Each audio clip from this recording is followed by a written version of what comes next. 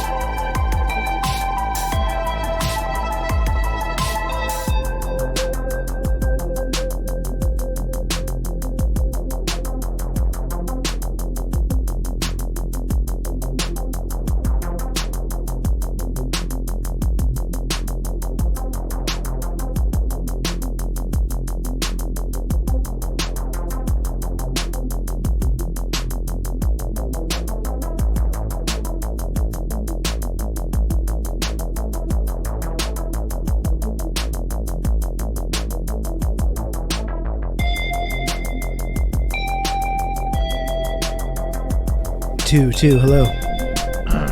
Check. Check two. Hello. Hello, friends. How's it going? How are you doing? You think I'm more bright? It's purely just a natural lighting thing, honestly. Like, just where my office is, I'm facing a window. I get a lot of sunlight in the earlier part of the day, especially now. It's like the time has changed. It's not so like gray and dreary, so I always have a lot more natural light when I get started, and you'll see that over the course of the day kind of start to go down, kind of thing. Looks like you're Oppenheimer during that famous scene in Oppenheimer. Unlike Oppenheimer, though, I didn't dedicate my entire adult life to delivering a super weapon to the Fourth Reich. That's the key difference between basically that's the main difference between me and Oppenheimer. If the United States government said, we need you to create us a super weapon, and we promise we won't use it to do genocide, I would say, no thank you. No, thank you. And if they held me in front of Congress and said, do you have any subversive ideas or connections to socialism or radical groups? I would say, absolutely. Because I do. Dakadoon, thanks for the 34 months of Tier 1. I appreciate you so much, Dakadoon, for all the support. Over the almost 3 years now. Thank you, Dakadoon, for that.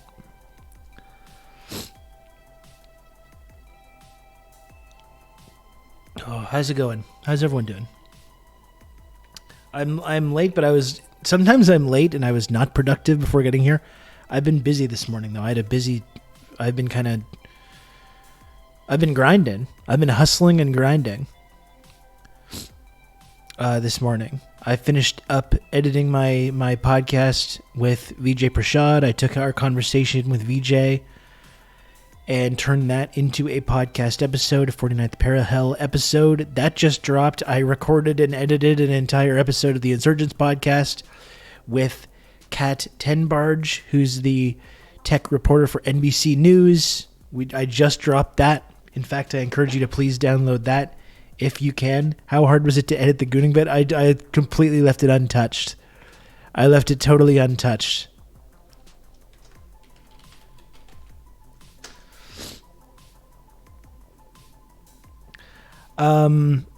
Yeah, but please do check out that episode of The Insurgents. I had the conversation with Kat Tenbarge this morning at around 11. And somehow in 2 hours' time managed to have the conversation, record it, and edit it, and turn it into a podcast episode. So that just came out. It was a really good conversation about the TikTok ban, the TikTok bill. So please check that out. So that's what I've been up to this morning. That's what I've been up to. I've been making content. It's another long day in the content mines for me.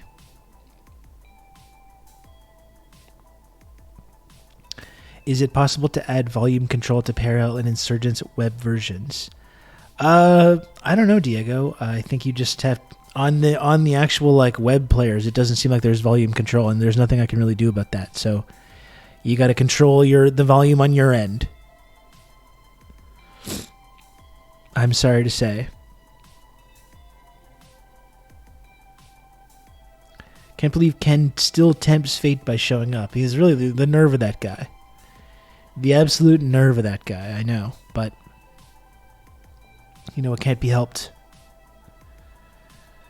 It can't be helped. Yeah, I listen to all my podcasts on like apps like that. I really rarely use like the actual web version, so.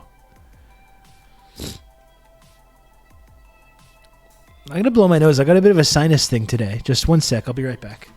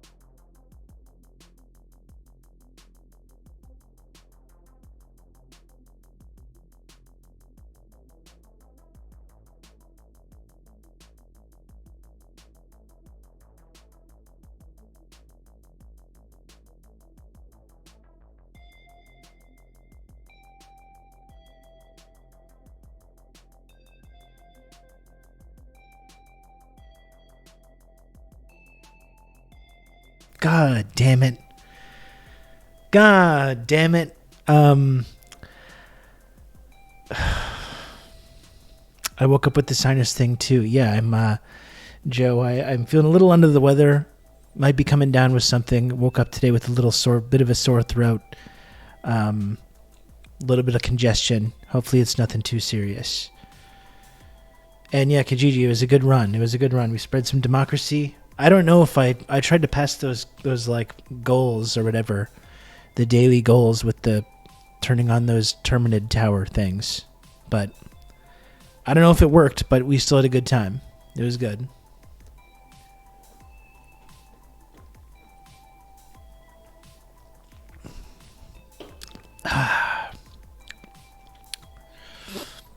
Anyway, nothing my orange monster.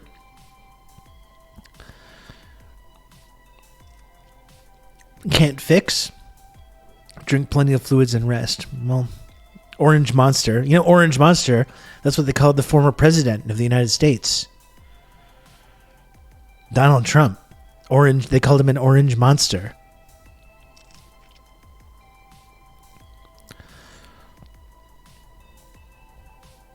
Lioness, are you in a plane right now? Are you the first person to watch this show from a plane? This is my question. The MF was indeed orange. It's true, he was. He really was. Sometimes we lose sight of that. It became kind of a joke, kind of a meme. Orange man bad and all that stuff. He really was orange, though. He really was. I paid $8 dues for internet. I'll be using every bit of it. Wow, I think this is the first airplane broadcast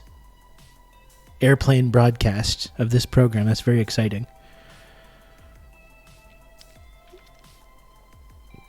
And he will be again. He very well may. There may be an orange monster in the White House. Not only is there an orange monster in this apartment in my hand right now, there may very well be an orange monster in the White House. Very soon. Fortunately, though, Brandon's on top of things. He's saving democracy by banning an app that, like, millions of American young people and people across this ideological spectrum, across the different generational gaps, they all use and love this app. And fortunately, Brandon is going to ban that right in time for the election to really increase his chances of doing well and preventing the orange monster from returning.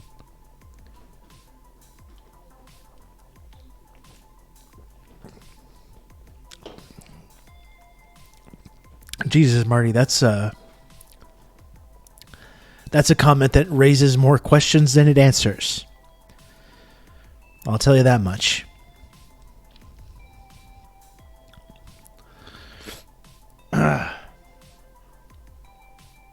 Anyway.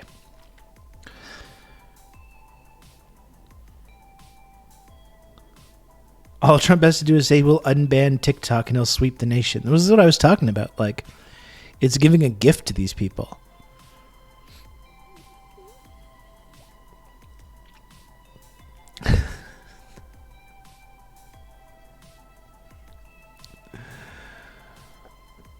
I fully believe the Democrats can keep winning because people are terrified of the Republicans. I honestly believe the vote shaming works on a lot of people. Yeah, I think so too. Honestly, that's why I'm never going to go fully like, oh, Biden is destined to lose. He's for sure going to lose. Obviously, that's a strong possibility, but you can't underestimate how that does. A lot of people end up falling in line.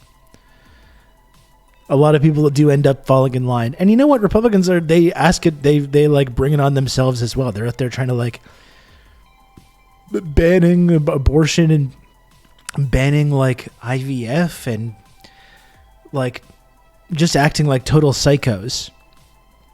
So it's amazing all the ways that they could actually get to the Democrats' left if they were interested in winning or like improving people's lives at all, but they're not really doing that. So the Democrats may still win. You know, they may still win. They're just that incompetent and that inept, the conservatives.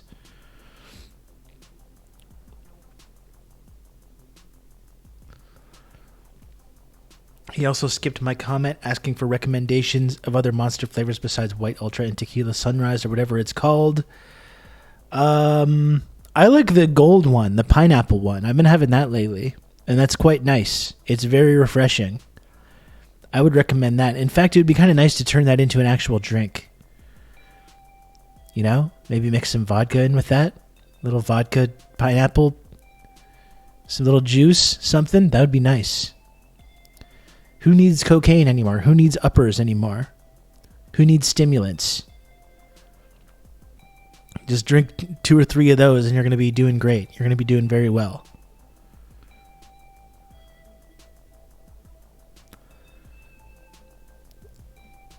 We have 4 Loko at home. That's right. Well, you can't get it. Can you even get it anymore? I don't think I can even get. I don't even think I can get 4 Loko. So many voters think there's no practical difference between us and Republicans. I know. Let's appropriate central planks of the RNC platform. That will surely help distinguish us from them in the minds of our base. That's that brilliant Democratic Party liberal triangulation. The political geniuses. This is how we win, by adopting all the viewpoints of our opponents.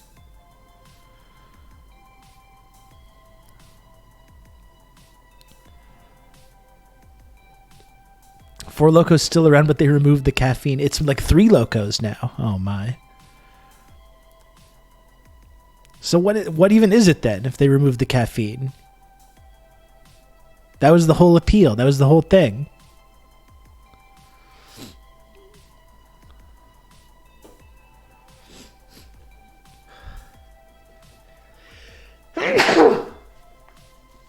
Oh, excuse me. Excuse me, folks. I hope you have a good Friday, bud. I'm going to watch you in the Players' Championship golf tourney on my last day of spring break. That sounds like a lovely day. You know, we've been talking a lot about TikTok lately. I think that's one of the most insidious things that TikTok has been doing, is trying to get me to watch golf. I have never watched golf in my life. I remember for a while my dad was a golf guy, but it didn't really stick. But I always get golf content. It's like golf content is probably a good like 15% of my For You page right now. And I don't totally understand why it is. It's like it's really golf is one of the things that TikTok is really trying to get me into. It's like if you have this friend that's just like, hey man, if you watch golf, you start come golfing with me. Let's get into golf. You have this one friend that's just like, and you're like, no, thank you.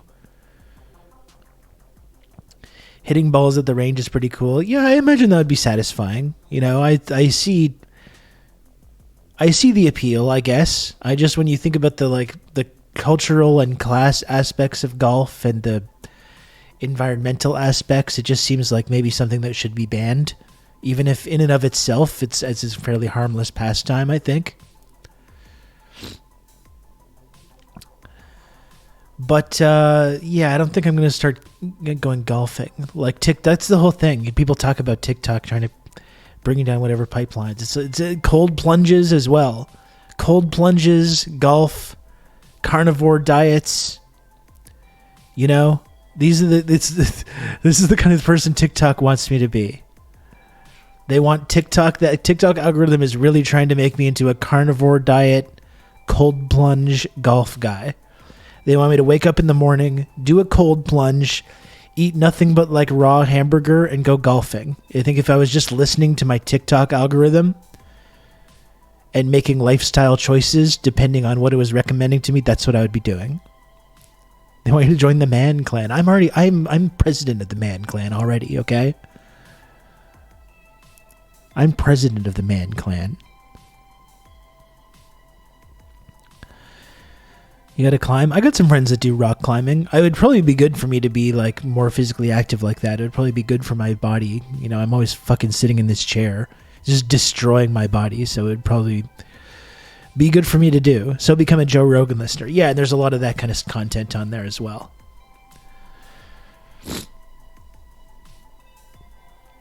I'm a man. I'm 40.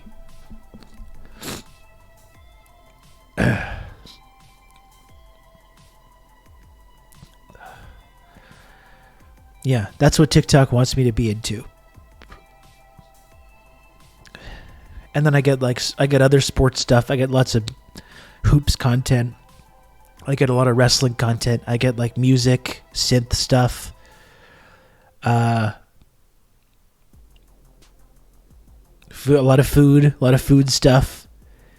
It's really weird and kind of it's weird to think about, isn't it? When you like because sometimes you log into TikTok and then you'll log in a few hours later and it'll be a totally different experience.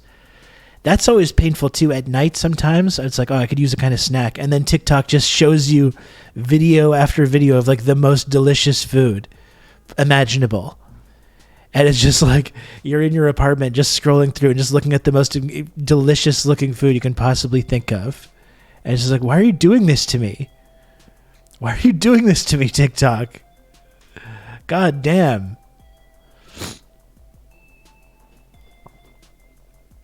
I've made so many TikTok recipes. It's really like probably the best resource for cooking type stuff. Oh, there's this one guy. He's like, I think he's Chinese, and he I don't know if anyone else has seen this guy, and he like grills meat and like grills stuff like outside in the freezing cold in the snow. He's outside in the freezing cold and he grills up like steak or beef, pork, like whatever it is, and grills it up and slams it on some rice, and it's just steam just pouring off it. Like just it's freezing cold. He's in his like winter coat. There's snow everywhere, and there's just like steam coming. And he's just like munches down the steamy food. It just looks so good. Yeah, other people know this dude. He does rock. You know, it was actually something that I was talking about with Kat Tenbarge just a few hours ago on the Insurgents podcast that I just released.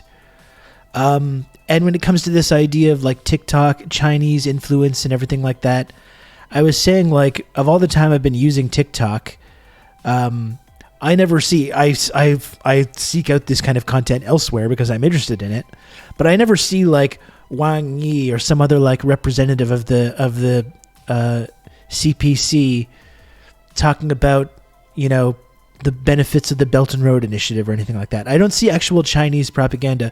What I do see, though, is images and videos of like regular people in like rural China just going about their lives. Just like eating good food, drinking, having fun, being silly. You know, there's those, we've looked at those guys before, those group of Chinese guys that are always coming up with these like weird like obstacle courses and games, sliding around in the mud and falling into big holes filled with water and just laughing their asses off. And like this is like really this isn't a pretty effective form of propaganda. You know, we don't need to see government representatives talking about what the Chinese Communist Party is up to. Or the Communist Party of China, excuse me. Yeah, where they're face planting into mud. I love those guys. But it's, Chinese people are just people. That's the CPC propaganda that they don't want us to see. I think that, because that's it. It's like when you have this narrative that's being promoted by our governments about China and how this is a place that we need to be so fearful of. And we need to be so fearful and terrified by this, they're taking your data and they're propagandizing the teens to be against genocide or whatever. Really, a lot of it is just seeing the fact that like you see people in China are just human beings just going about their lives, just living normal lives. And like there's nothing wrong with that. There's nothing that makes us different. You know, that's what they don't want you to see. That's the insidious Chinese propaganda that they're trying to block here. Yeah, we can't let the people of an adversarial country just be seen as normal people. I think that's the ultimate thing that needs to be shut down here.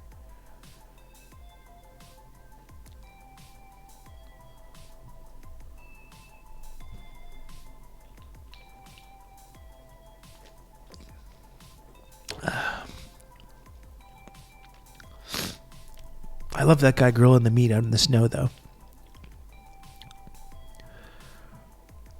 There's the one about the like Chinese grandma as well, who's like, you've probably seen this video. She's like making a soup over an open fire in like a plastic bag. And it looks amazing, but also everyone's just like, what is this bag? She has a plastic bag like over an open fire that she's using to make this soup. And it's like, what the hell's going on with this? What is this bag here? I saw someone make a whole like rap song about what the bag is. Humanizing people on the other side of the world is bad for the number in the computer. Well, that's it. That's it. I mean, that's really what the Chinese propaganda is that's in there, you know? It's just seeing people around the world, seeing people in like rural China just like going about their lives, enjoying themselves. Is that healthy? Well, I don't know. That's the mystery of this plastic bag.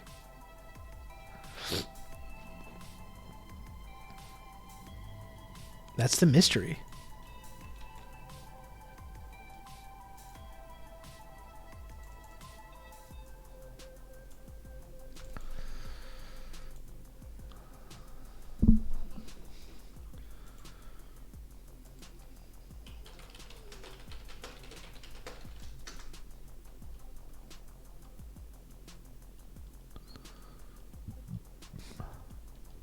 I'm seeing if I can find it.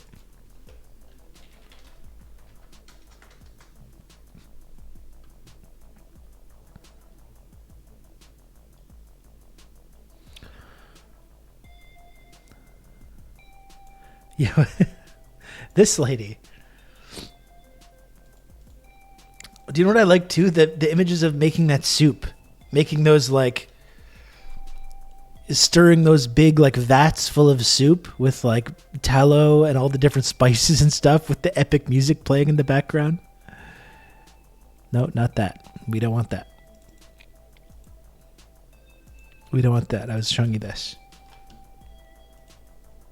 What kind of plastic? What kind of bag? What kind of bag? What kind of plastic bag is that? What kind of bag? What kind of bag? Vegetables all in the bag. Fish in the bag. Leaves in the bag. What kind of plastic bag is that? This is what they don't want you to see. What kind of bag? Celery and cucumbers, zucchini and bag. What kind of bag? What kind of bag? Leaves and liquor in the bag. Yeah. What kind of bag? Fire under the bag. What kind of plastic bag is this? What kind of bag? Salt sugar bag. What kind of plastic bag is this? What kind of bag? 'Cause it ain't bullshit. What kind of plastic bag is this? What kind of plastic? This is what the man doesn't want you to see. This is the insidious, evil Chinese propaganda that they don't want you to see. They're going to come together to pass legislation to ensure that you can't have access to this kind of content. It's too dangerous. It's too dangerous. Americans can't grasp this, can't understand this plastic bag technology. We need to shorten the plastic bag gap.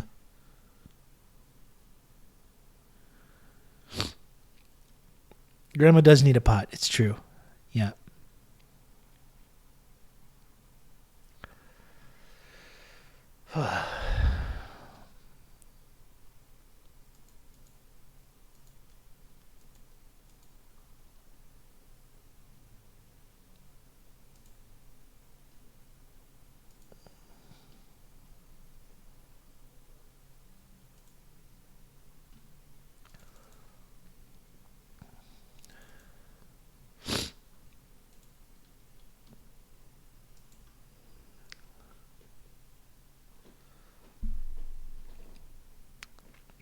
So we're going to watch Steven get dog walked. I think we have to watch a little bit of it, you know? As someone that I've had a bit of a back and forth with, we've seen some of Steven's acolytes stop by here in the chat before. We've seen Steven a number of times try to goad me into having conversations with him. This man is so desperate for friends. He keeps trying to goad me into having conversations with him. Steve, it's not going to happen. I'm not interested in being friends with you, buddy. I'm sorry to say. It's not going to happen. He's been kind of a peripheral character. He was, of course, the impetus for that now infamous tweet of mine where I correctly said that the United States had an alliance with the Nazis after World War II, which I was correct to say that, and I was right to say it. I don't regret it. I was absolutely correct. And a number of times he's tried to kind of like goad me into kind of like having some kind of reaction or having some conversation with him. He, of course, asked me to come on his stream one time to talk about him about that. And I was like, absolutely not. Absolutely fucking not. It's the last thing I would ever want to do. But you see, so exactly, as a peripheral character, I think, you know, I try not to engage with this kind of debate content, but I think I am willing to make an exception here just to see a few highlights of Norm Finkelstein absolutely demolishing Destiny, aka Steven, Logic Master Steven, Gusano Steven, whatever you want to call him. Which I think is the way to do these debates, right? Because like this man is not interested in like having his mind changed on anything. He's just vomiting up and regurgitating all this like awful Zionist propaganda. He's justifying the mass murder of little kids. And Finkelstein just doesn't treat him with respect at all, which is, I think, how you need to handle these kinds of situations. Gasano Steve got finkled. He got finkled. That's right. Franz, thanks for 23 months of tier 1. One more month away from 24 months, Franz. That's the 2-year golden sub badge. Yeah, I think the whole like intentionally mispronouncing his name too is a great bit. Like he just he refuses to call him Destiny, but then also refuses to actually like call him his actual name, which I think is just fantastic. I think that's such a great bit. And as someone who has also refused to use this like fucking lame name to talk about this adult man, that popped me as well.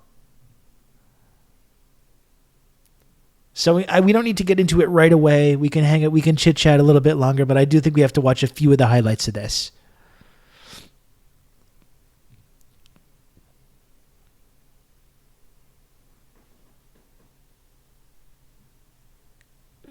That was my next question. Why does he call himself like that? I'd say it's one of life's mysteries.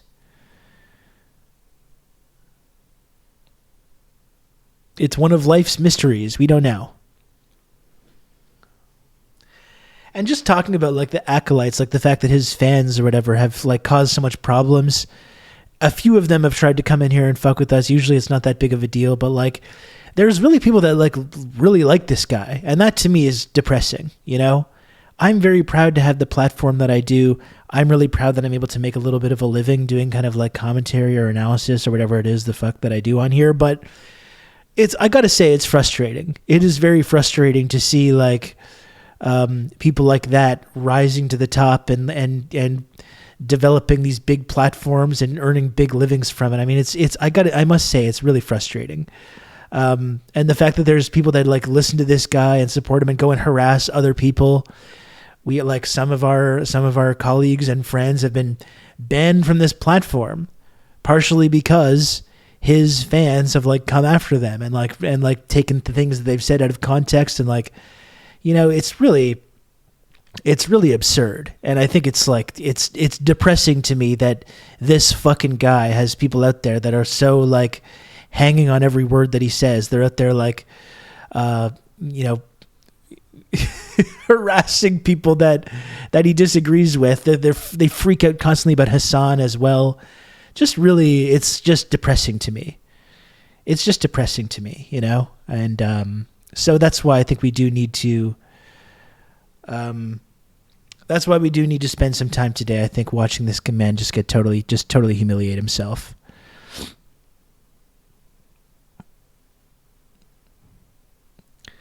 Like, to the point of going to his adversaries' spaces and harassing them. This is what I'm talking about. Yeah, like people in the chat are saying, like, I like Robin, no offense, I wouldn't go out of my way to harass people you disagree with. Yeah, and I wouldn't encourage that. Like, you don't have to do that. That would be stupid. That would be stupid for you to do that.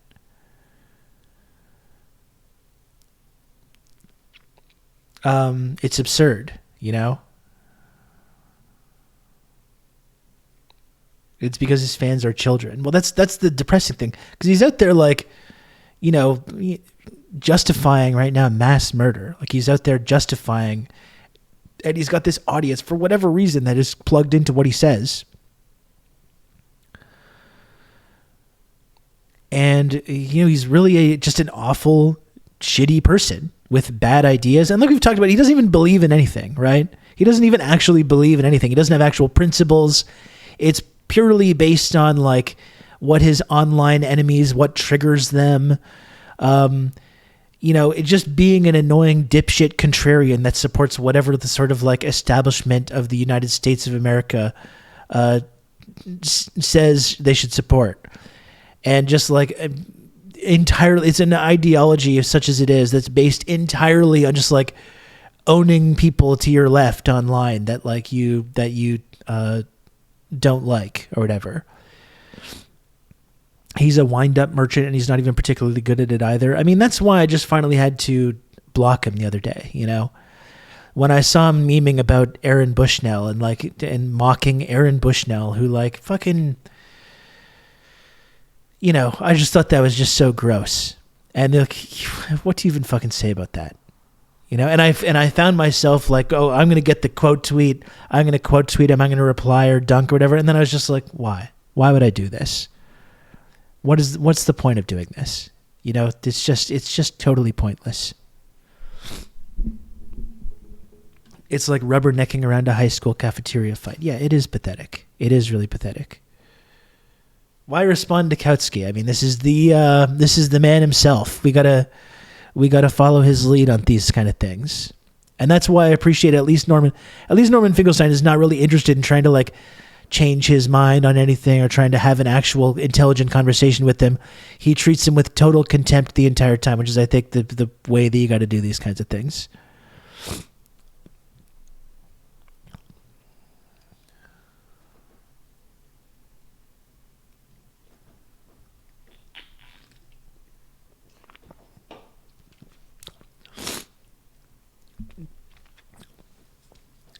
We shall neither print it nor reply to him. And that was the way to do it.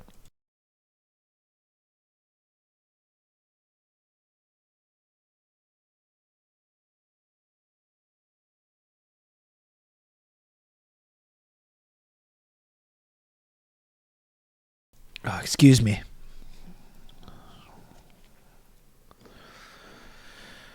Oh, excuse me. So yeah, we can do a bit of that. We can do a bit of that today.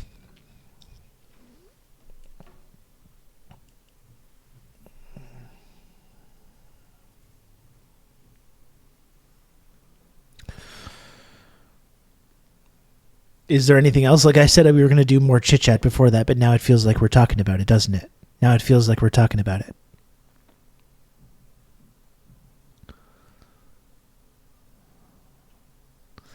Can you can even count show on me. clips? You're gonna have good old Rob to talk you through all this. Can you even show clips of the debate on stream? I haven't seen if others have been getting away with it, but facilitate a suspended user on your own channel, either by restreaming their content or hosting them directly from Twitch TOS. I feel like I've seen other people looking at this. Like, I don't know. I mean, at this point, whether it's fair or not, or ridiculous or not, he's a public figure, you know? And is that ridiculous? Absolutely. Does he deserve to have that platform? No. No, he does not. But like at this point, yeah, he is like a public figure that's engaging in these like public debates with academics and intellectuals. So whatever his engagement with this platform, I feel like that's fair game to be talking about it, especially in the context of an important geopolitical news story that's going on right now.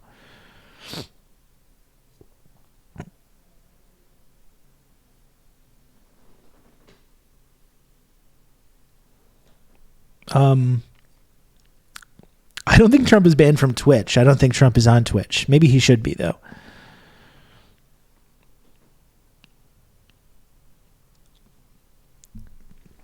Yeah, I'm willing to take a risk on it. I don't think I'm going to be I mean, for all the things that I have possible ban-worthy offenses on the channel, which there have been none, by the way. There have been none. To be clear, there have been no ban-worthy offenses on this show, but I think with all the things that I've talked about, it would be kind of silly and ironic for me to be face some kind of consequences for looking at a debate with a person who made his platform on this website. There are zero, exactly. There are zero. That's why it would be absurd to have some kind of consequences over that.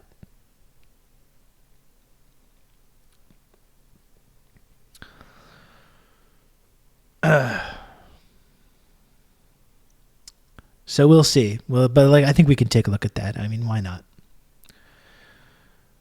Why not? Yeah, also pretty ironic that he and his fans can like target people on this platform, and get them kicked off the platform, like while he himself is also suspended and also not allowed to be on here. Like it seems pretty ridiculous. Also, this whole idea of like this appeals process, which takes months and months and months. I don't understand it. It seems incredibly fucked up to me.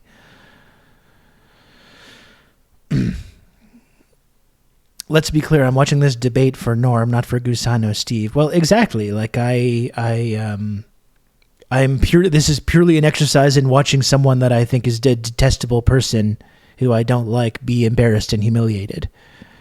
You know, that's pretty much all it is.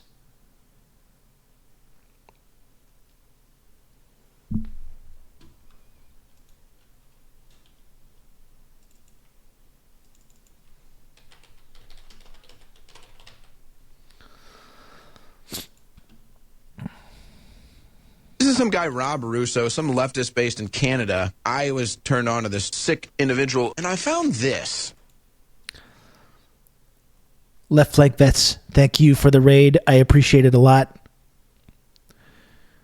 How was the Left Flank Vets stream today? Welcome, everyone. It's me, Rob. Please smash the follow button if you can. How was how was C-SPAN today? What was going on C-SPAN?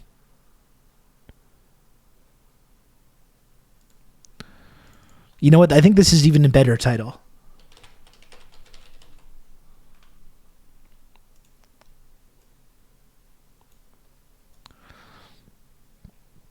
Totally normal country as usual. We checked in to see if America was normal and determined, yep, still normal.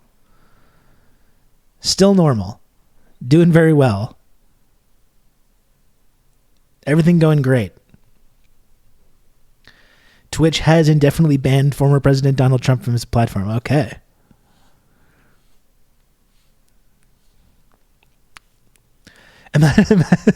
Imagine Donald Trump on here like saying like, thank you for the raid. It's the most beautiful raid. Thank you. We're feeling more and more. We're feeling more poggers on this platform. We're feeling very poggers. We're looking to become more poggers. And it's the biggest raid that we've seen in quite some time. I can't. My Trump impression is so fucking bad.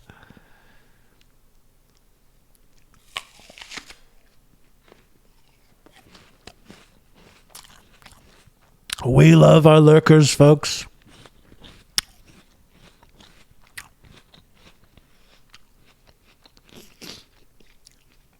That would be funny. You know, I would support that.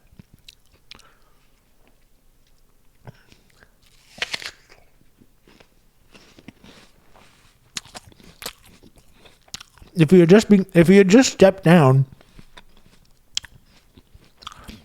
and acknowledged that Biden won the election, he could have just become a Twitch streamer. He'd be killing it right now. He'd be killing it if he had just focused. He'd have none of these legal matters hanging over his head.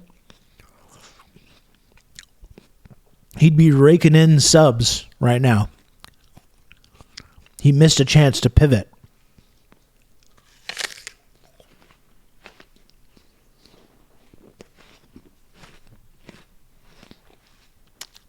I just need to find 47 more subs to hit the sub goal.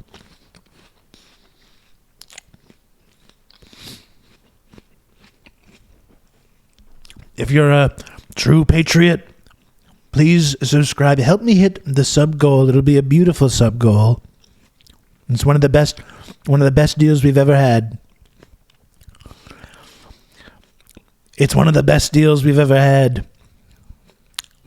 For only $5.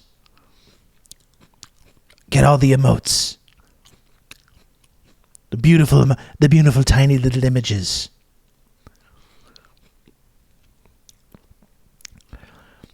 Donald Trump hot tub streamer. He's writing subscriber names on beach volleyball. They're calling it September.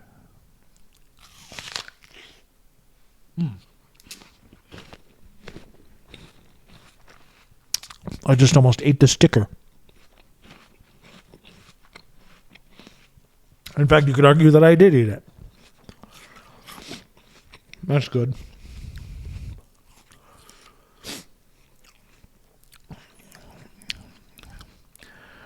We've got a hype train.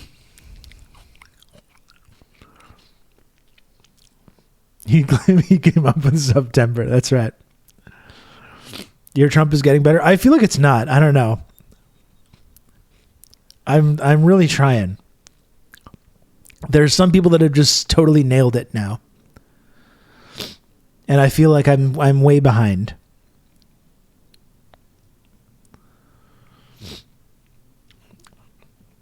Ban that chatter.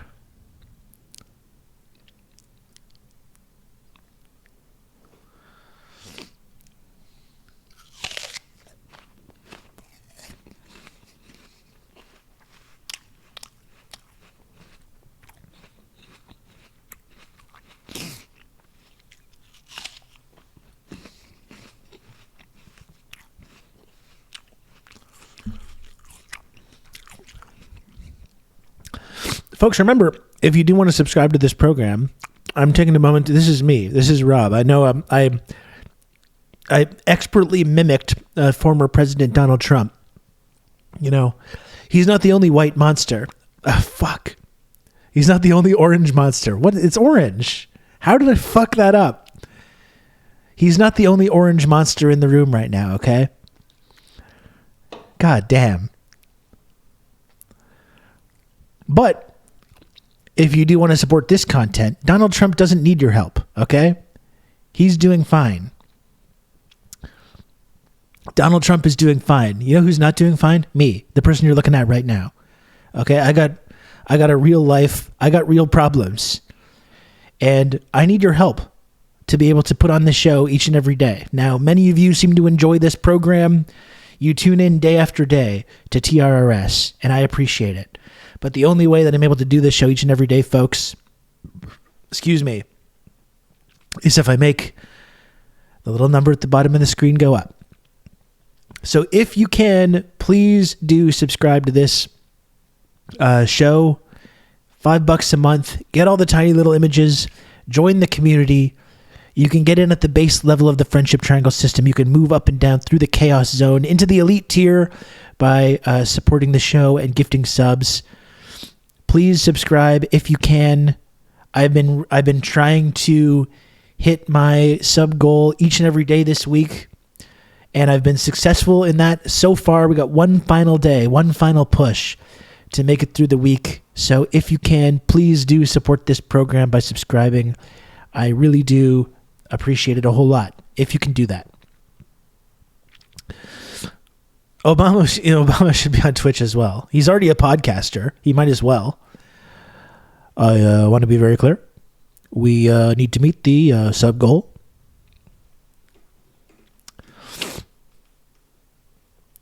And if you subscribe, if you gift 5 subs and above, you will become an elite member of the Friendship Triangle community.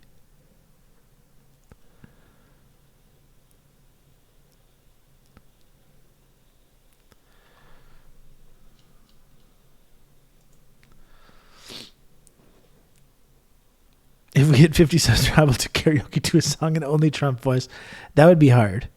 That would be very hard.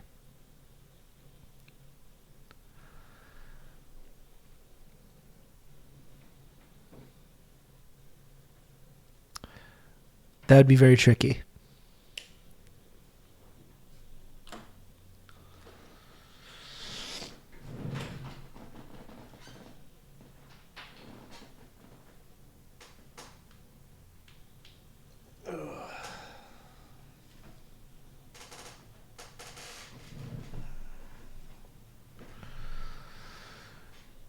What do you think Trump's go-to karaoke song is? He's got pretty decent taste. Like his music that he plays at his rallies and stuff would probably be even better if he was actually allowed to use the songs.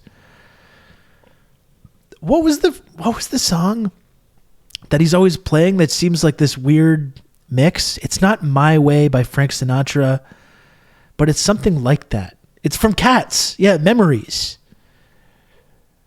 Memories from Cats. I mean, he's a big Cats guy.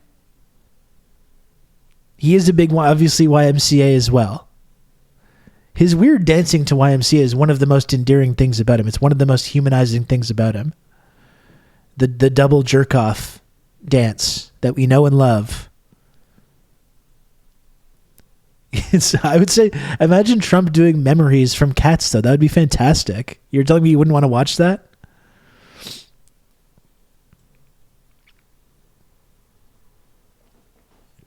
Just imagining Trump with some Garfield ears. I mean, that's it. If he had retired from politics to become a streamer, he could be Catboy Trump by now.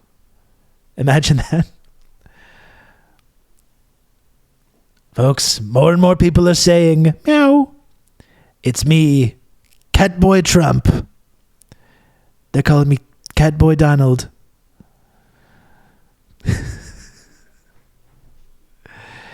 At 50 subs, folks, I'm going to be taking out a little saucer of milk and lapping it up. For your enjoyment, it's Catboy Donald. Meownald.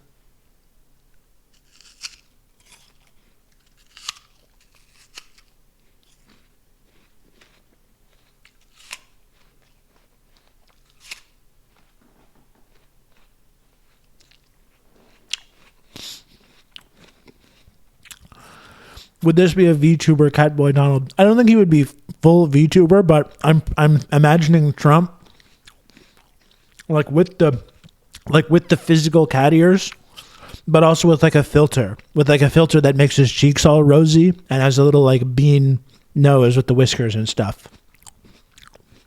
You know? Like a few physical cat elements, but like a filter that kind of like gives him kind of like an anime kind of look.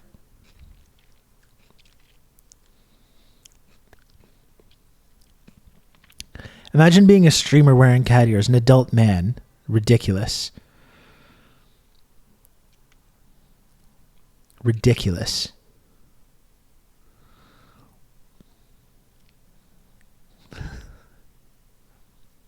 Can you imagine debasing yourself like that? Couldn't be me. Couldn't be me. I'm only doing important and insightful political commentary on here and analysis. Yum yum, taco bowl, so good. Gang gang, gang gang.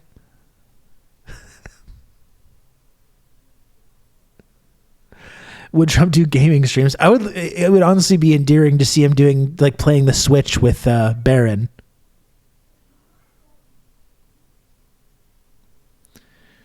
If Barron could be showing him some gaming shit, that would be very endearing for him, I think.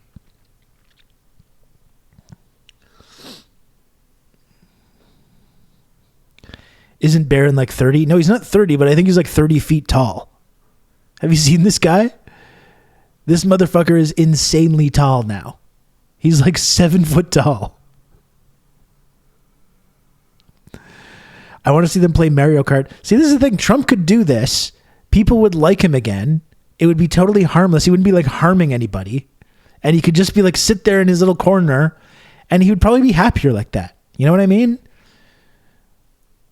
He would be, if he had just like if after the first like month of the primary went by in 2016, if he had just left and done that instead, he'd be universally loved now, probably. Instead, he had to become president of the United States and become this hated, detestable person.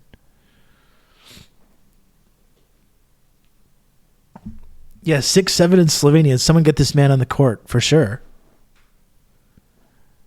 This guy is tall as hell.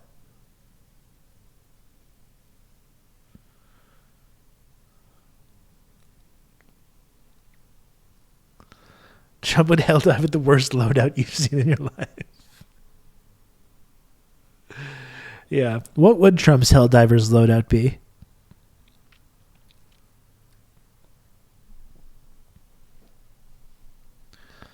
He'd be calling in stratagems and like blowing up his team. I called it out.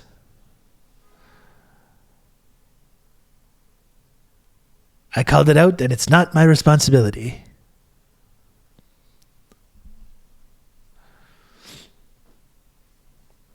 Just doing those eagle strafing rounds, like to the guy losing all the samples.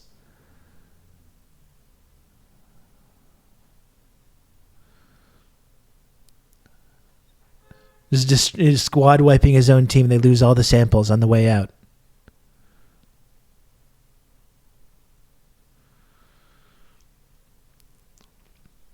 Now we know where Kate is. She went off with Barron Trump. That would be an unholy alliance. 2 types of barrages and 2 types of mines. Oh, he'd for sure be doing the mines, definitely. He'd for sure be doing the mines. Blowing everybody up.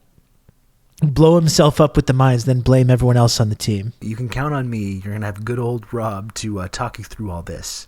Give Rob subs. Pride Bars, thanks very much for the 15 months of Prime. Thank you for being the only person that responded to that call to action. Pride Bars, thank you. It's always great when I do a big call to action and it just results in nothing. That's always good. That's always a good feeling. Pride Bars, you bailed me out. Thank you.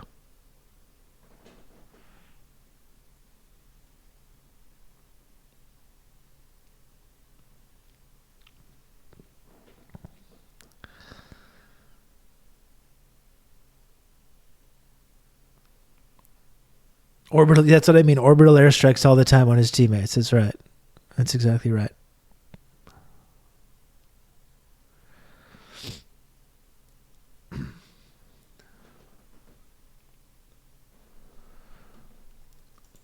The only Destiny debate I engage in is Hunters versus Titans. Oh boy. I guess we're going to have to get to this eventually, right? We're going to have to get to this shit eventually.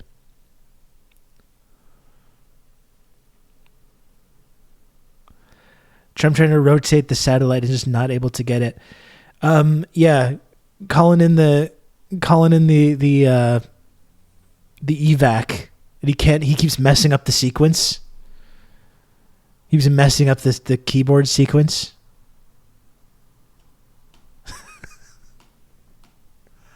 Up, up, down, right, left.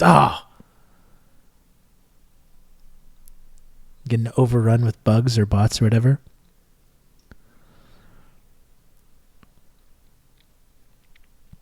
You've just become an elite member of the Friendship Triangle. Dude Control. Hell yeah, Dude Control. Thank you so much for 5 gifted subs. Very, very, very kind of you, Dude Control. And you heard the alert. You just became an elite member of the Friendship Triangle system. Thank you, Dude Control. And I noticed you were streaming the other day, Dude Control. I was going to say, like, if you're not in the Discord server, it would be good to... it would be good to be in there, and then you can let people know when you're streaming, and then maybe people from the community might want to join sometimes. But thank you very, very much for the 5 gifted subs. For those lanky-ass Gunnar Baron stands who don't have a free hand sub. I love how this has just become a main topic of conversation on this show now. We got an hour a day now devoted to gooning talk. I might be in the Insurgents one, but I'll check. The Insurgents one is dead, unfortunately. We've never been able to like really properly turn that into a community, unfortunately. I would like to maybe eventually, but it's hard. You know, it's hard. People choose to. You can count on me. You're gonna have good old spend their Rob time to talk you through all this. That's what got me to stick around. There we go. Some people, this has been very important to them.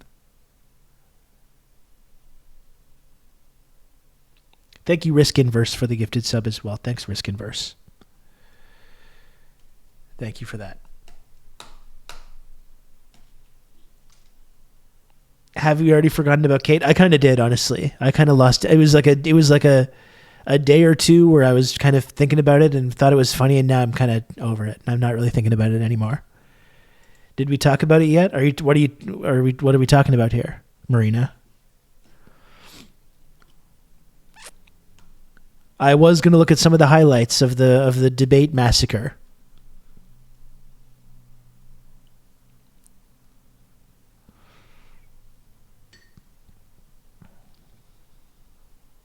Mr. Benelli, you are an imbecile. You are truly an imbecile.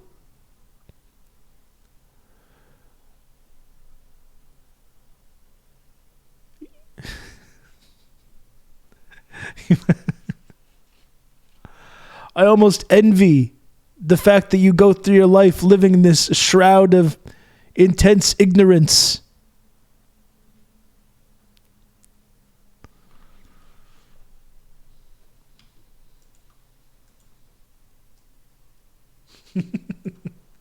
Okay. We don't need to spend a lot of time on this, honestly. Like, there's a few clips of this. There's a few clips, you know, we don't need to spend the next fucking hour or whatever looking at this. I'm certainly not going to look at the entire thing. We really don't have to spend a lot of time on it. You have a peasant mentality. I would love to say that to him.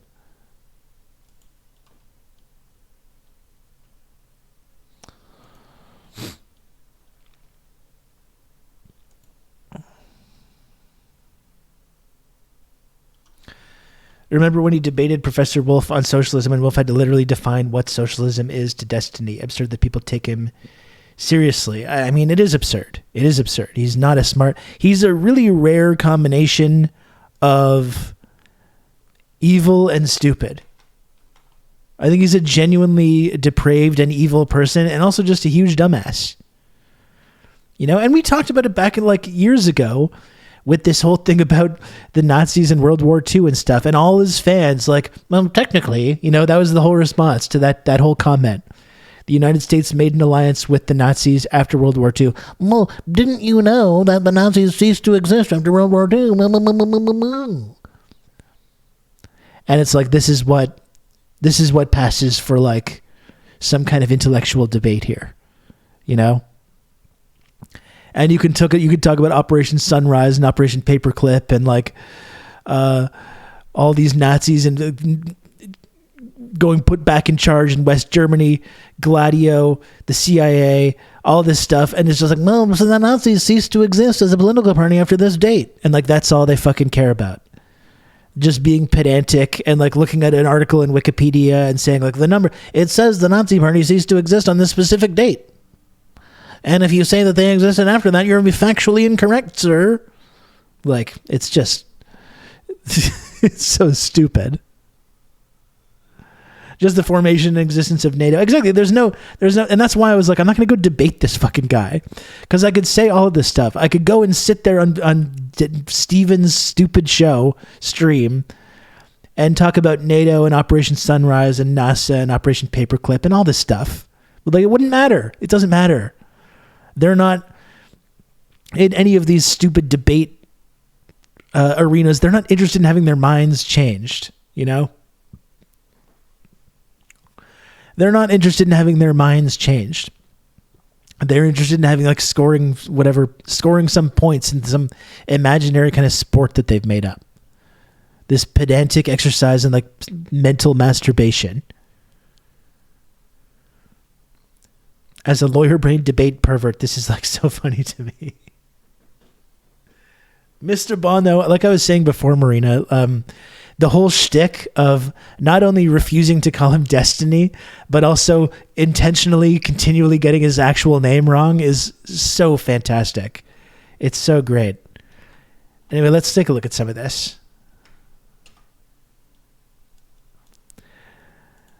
And like, I look at this, I listen to him talk, and I'm like, how does anyone watch this? It's painful. Like, this is the only time I've ever been tempted to do this.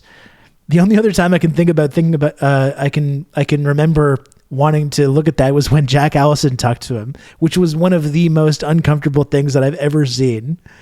The Jack Allison and Destiny debate. Yeah, the perfect spell. That's what I was talking about. It was so uncomfortable. It was so fucking uncomfortable. Extremely funny that lots of people don't even know him and they're calling him a Zio bro and a Zionist idiot. It's actually incredible. And he is, though. And it's no wonder, given his Gusano background, that of course he supports Israel and he supports Zionism. Here's clip number 1. But that's it. I look at this and I'm like, how do people watch this fucking guy? Seriously. He's incredibly dumb, has bad ideas, and has a super annoying voice and way of talking about things. Like, what is the appeal? Like, genuinely, I do not know. I do not understand. I genuinely can't believe this man does not get regular haircuts. It's offensive to me as a bald man. Well, I think I might fall in that category myself, Mule, so I can't criticize too much on that front. Gusano Steve, there he is. Here it is. Mr. Bennell, don't change the subject. If you don't know what you're talking about, at least have the humility. You talk about chapter 6. See, already. Just have a conversation. What is this? Like, you can't even get a word out, and then it's like, as soon as when the guy's in the middle of saying something. And it immediately, my brain just starts to hurt. Like, how does anyone look at this shit? Look at his partner is fucking like trying to hold on to it too. Have good old Rob to talk you through all this. Debate does not mean yelling and interrupting. It's so painful to listen to. As soon as he tries to say anything, he starts interrupting. Diego, thank you for the gifted sub. I appreciate it. There's never debate. This is exactly why I have this viewpoint. How close has 242 gotten to the Palestinians to peace? From tweet 5. You have no idea what you're talking about. It's just so embarrassing. At least have some humility. Between us, we've read maybe 10,000 books on the topic, and you've read 2 Wikipedia entries, and you start talking about chapter 6. Do you know what chapter 7 is? Answer me. You know, Miss. This is the face. This is the face, I think. You know? This is what this man inspires people to... This is the effect that he has on people. You know? This is the effect. when you try to have a conversation with this guy.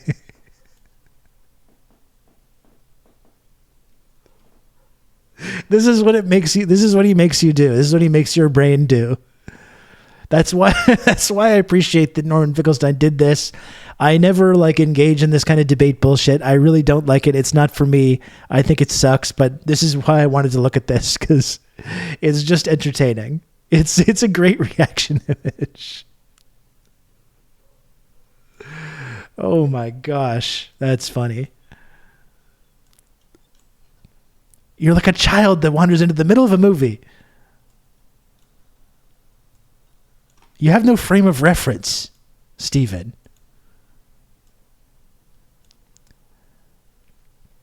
Were you listening to the dude's story, Stephen?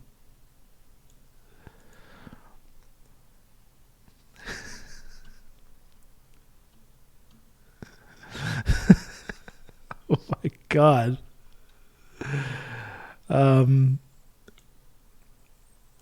This is what happens, Stephen. The case? Yeah. It is a highly special intent. Did you read the case? Yeah. It is Mr. a highly Pirelli, special intent. I'm going to ask you again. Genocide. Yes. Please stop displaying your imbecility. Okay, I'm sorry if you think the declaration of the judge is imbecile. Don't put on public display that you're a moron. At least have the self-possession to shut up. Did I read the case? Special intent. Did you read the case? Yeah. It is Mr. a highly Pirelli, special intent. I'm going to ask you again. Genocide. Yes. Please stop.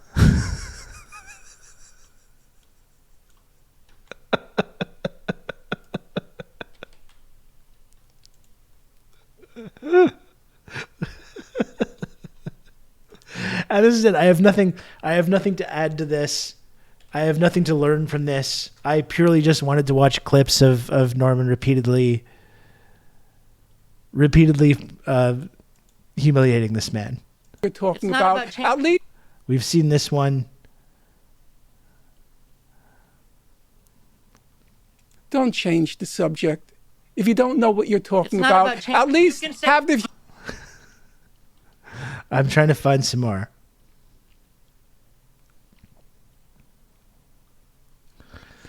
And look, okay, so here's Destiny now. Mr. Reasonable, right? Mr. Reasonable, liberal, moderate, centrist who thinks the left goes way too far, right? That's his whole shtick. Mr. Reasonable, moderate. Here he is there sitting and fucking defending the murder of Palestinian little kids. Like, this is a depraved, sick person. This is a depraved, sick person who celebrates when little Palestinian kids are murdered by Israel because he thinks it owns his online enemies and makes excuses for this fascist, militaristic army of pedophile psychopaths engaging in the mass murder of children. And this man sits there and defends it and celebrates it. You know, it's sick. He's a sick person. This is why I have no respect. I have no interest in listening to or engaging with anything this motherfucker has to say. Behind civilians every time they target a kid, I'm sure they believe it's Hamas. When they killed the 4 kids they believe. Yeah, I know they believed it, even though they were diminutive size. Even though they were diminutive. That angle, you don't see the size. Yeah, no, they saw the size. Let's leave it aside. Oh, I know what he's quoting here, but you've lied about this particular instance in the past. Those kids weren't just on the beaches, as often stated in articles. Those kids were literally coming out of a previously identified Hamas compound that they had operated from. They literally did. The kids. Keywords, Stephen, you fucking dickhead. Kids. Those kids were not just innocently playing on the beach. They were coming out of a Hamas operate. Like, what the fuck did he say? Operation center. You kids, though. He says it himself. Kids. He's this guy, Mr. Reasonable Moderate. He's there defending the murder of kids. He's defending the IDF launching a fucking missile and blowing up a bunch of kids on the beach in Gaza and saying, well, these are not innocent kids. They were Hamas kids.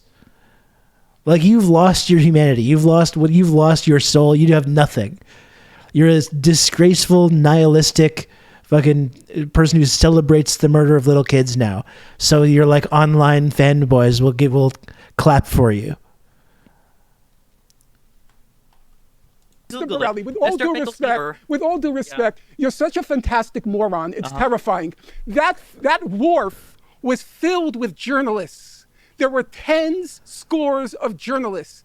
That was an old fisherman's shack. What are you talking about? It's so painful. It's so Oh, it came out of a Hamas compound. Mr. Critical Thinker literally just believes every single thing the IDF says. Oh, they were coming out of a Hamas. These 4 kids were coming out of a Hamas compound. And Stephen just regurgitates this as fact.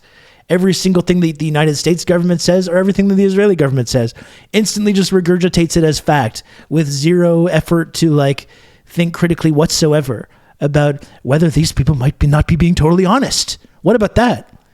What about that, Mr. Logic? Perhaps they might not be being totally honest about these things sometimes. Maybe they're just child-killing psychos. Did you think about that? What are you talking about? It's so painful. It's so painful to listen to this idiocy. If the Hamas is hiding... Like, it's funny, but honestly, it's just grotesque. This is a person who's espousing extremely grotesque views. This is a guy, again, Mr. Reasonable, moderate, liberal guy, literally sitting there and justifying the execution of little kids.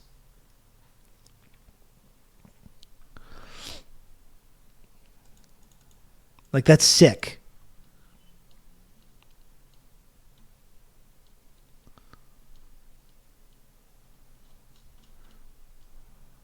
That is absolutely sick. And look at this. He keeps going further.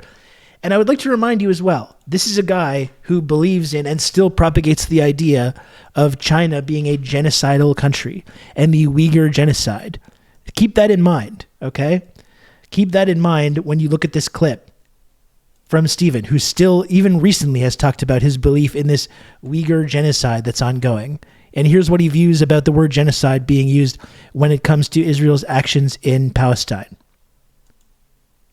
Top-down racial domination enacted through top-down, like federal legislative policies or whatever, means that I don't know if Jim Crow would have qualified for a part. That doesn't make it any less. Excuse me, Finkelstein. I'm talking right now. Excuse me, Finkelstein. I'm talking to your friend over here. I don't know if it would have qualified as the crime of apartheid. Just like if Israel were to literally nuke the Gaza Strip and kill 2 million people, I don't know if that would qualify for the crime of genocide. In your eyes, Even if Israel would nuke the Gaza Strip and kill 2 million people, I don't think that would qualify as genocide, says Stephen, Mr. Logic Master Gusano. Like, that's fucking depraved. Really. Like, it's really sick. It's really sick. This is a sick person.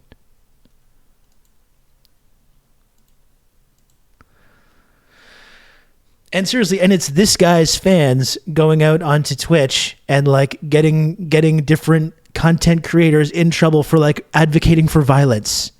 Oh, they said they were saying they support Hamas. Oh, they're advocating for violence. And then this guy's out there justifying the murder of little kids and saying like, oh, if Israel nuked Gaza and killed 2 million people, that would actually not even be that big of a deal. That would not be genocide, according to Mr. Historical Expert Stephen, Logic Master.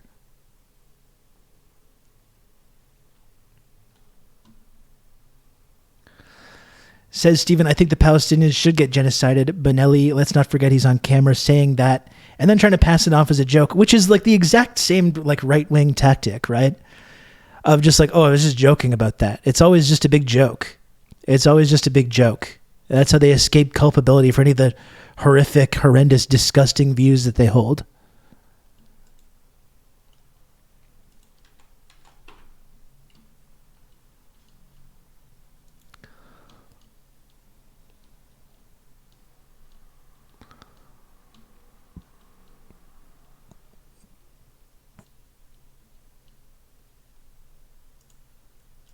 Is this a different one than we've seen? That's a good point. No, it's a good point. Now, some people accuse me of speaking very slowly, and they're advised on YouTube to turn up the speed 2 to 3 times whenever I'm on. One of the reasons I speak slowly is because I attach value to every word I say. Norm will say this all over and over and over again. I only deal in facts. I don't deal in hypotheticals. I only deal in facts. I only deal in facts. And that's the facts, like as like what the United States of America says qualifies as terrorism, or facts like what the IDF what the IDF just says whatever. Yeah, of course we didn't kill those little kids were Hamas. We didn't bomb the hospital. We didn't shoot people lining up to get food aid. We didn't run over people with bulldozers. We haven't killed 10,000 children. We're not deliberately starving people. These are just facts, according to Stephen. He just repeats them as being fact. These are the facts that he's interested in dealing with. Just basically regurgitating everything that the United States government or the IDF, the Israeli government, says, and just taking it fully at face value, as if it's a fact. These are the This man is so concerned with the facts. Just repeating what these people who lie nonstop, these pathological liars that are part of our Western security state or the Israeli security state of the IDF, these pathological liars, and just passing off everything that they say as being the truth. He engages in hypotheticals all the fucking time. This guy's such an idiot. Seems to be the case, except for when the facts are completely and totally contrary to the particular point you're trying to push. The idea that Jews would have out of hand rejected any state that had Arabs on it or always had a plan of expulsion is just betrayed by the acceptance of the 47 partition plan. I don't think you understand politics. They forced the British to prevent emigration of Jews from Europe and reaching safe shores in Palestine. Well, That's what they did. And they knew that the Jews were being persecuted in Europe. Was Palestine the only spot of land on earth? Yes, basically that was the problem. The Jews couldn't emigrate anywhere else. What about your great friends in Britain, the architects Germany. of the Balfour Declaration? By the late 1930s. What about the United... How about that? How about that? Germany stops being a country after World War II, and then that's where you can build the safe space. That's where you can build the Jewish homeland. Why not there? They weren't happy to take in Jews, and the Americans weren't happy to take in. What about keeping them safe in the countries that they live in? Who had zero role in the rise of Nazism, who had no relation to any of this, why are they somehow uniquely responsible for what happened in Europe and uniquely helping to close the only safe haven for Jews? Professor Morris, it doesn't seem very safe to me. Because of your logic, and I'm not disputing it, that's why October 7th happened. Oh my God. Because there was no options left for those people. Give it a 10! A 10! You can count on me. You're going to have good old Rob to talk you through all this. 7 months of the friendship triangle. Let's go. Mule, thanks very much for 7 months of Prime. I really appreciate it. Thank you for that.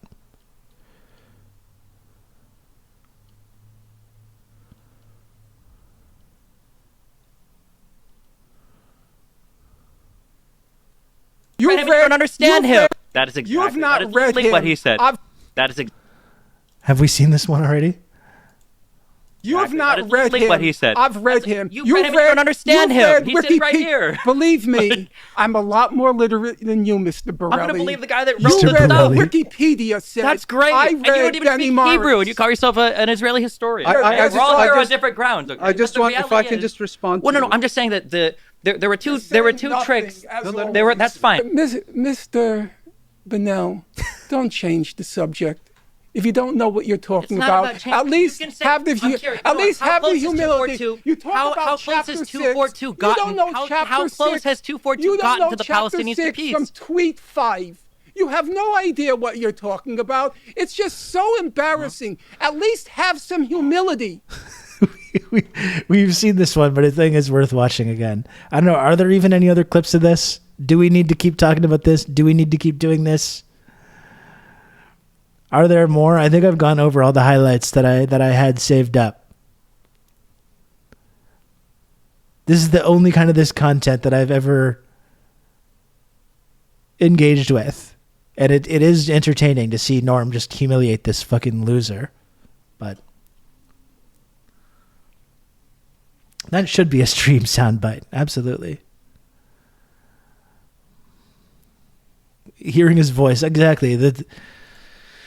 Again, like, not only are his ideas bad, not only is he not smart, he also sounds really irritating.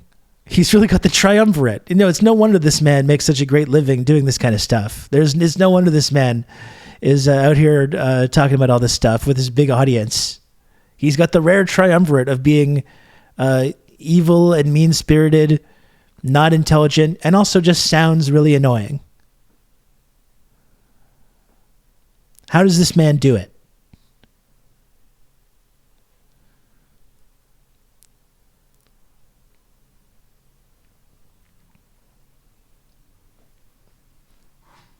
Perfect amount of hateration. Thank you, Marina. You're like the referee here. Throw in the towel.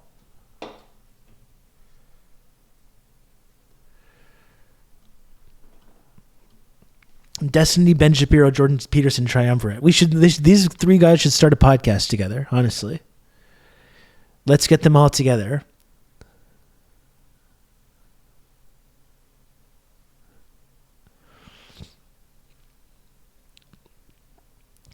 We will never have another Norman Finkelstein. I respect his commitment to being mean as fuck. Well, yeah, and it's like you can tell that he's bitter, you know? He's bitter and he has a right to be, you know? He's bitter and angry and he makes no effort to disguise that, which is why I think it's appealing to a lot of people, because I'm pretty fucking bitter and angry too. A lot of us are bitter and angry. We're tired of seeing people like obfuscate and like try to be polite and try to be nice and try to be civil when we talk about this. It's refreshing to see someone like Norman Finkelstein or someone like George Galloway, again, who's not someone that I agree with about every issue. But it's really refreshing to see someone like Norman Finkelstein who just is completely tired of playing these fucking games, you know, and uses these opportunities to like take people like Steven and just rub their nose in the fucking dog shit that they're trying to sell to people, rather than trying to engage with them like they're intellectuals or whatever on the same caliber.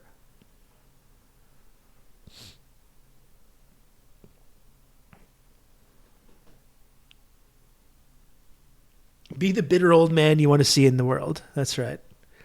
Them versus Joe Rogan and Alex Jones in a fight. Well, like, I don't have a huge opinion on Joe Rogan. Alex Jones, though, is at least entertaining. You know what I mean? Like, we can watch Alex Jones sometimes, and it's fun, and it's entertaining, and he's actually good. Like, he's good at what he does. Also a pretty detestable person a lot of the time. But you can look at Alex Jones and be like, okay, I see the appeal here. You know what I mean? I get why there's an audience for this. I get why people listen to this. I don't agree with it, but like, I get it. A lot of this stuff, like the Shapiro stuff and Destiny or whoever, I look at it and I'm just like, what is this? Why is anyone watching this? Why is anyone spending any time doing this? Or Steven hangers on like fucking Vosh, you know, another person that has a big platform like that, who's out there talking about short stack goblins.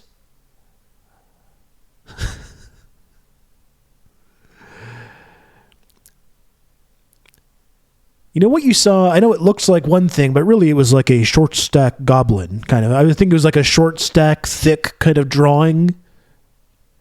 These are the people that are just dominating the streaming world. No, that's great. I love that, actually. I think that's good.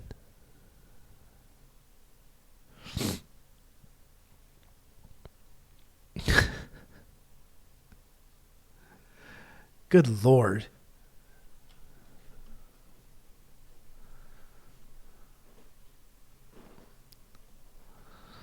These are the intellectual heavyweights, exactly, that are developing these large audiences.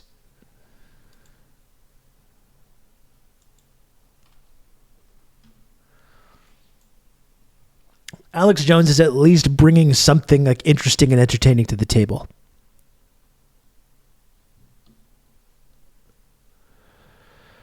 I don't remember when Alex Jones used to talk about catching folks in bed with a goblin. I don't remember that at all.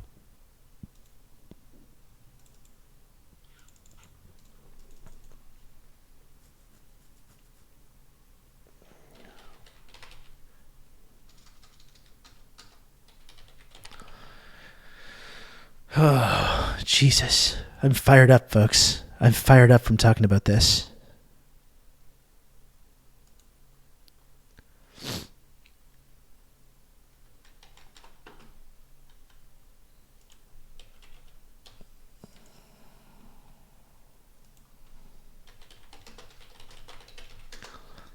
Obligatory.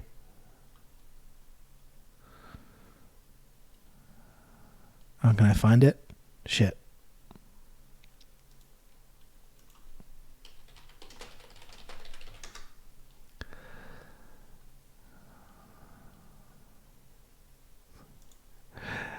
Obligatory. Come over here,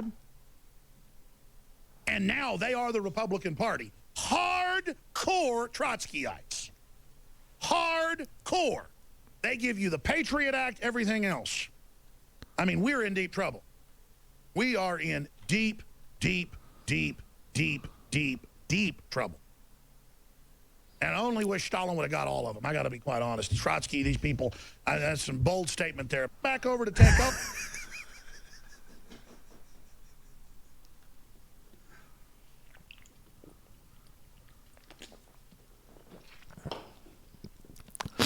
Classic.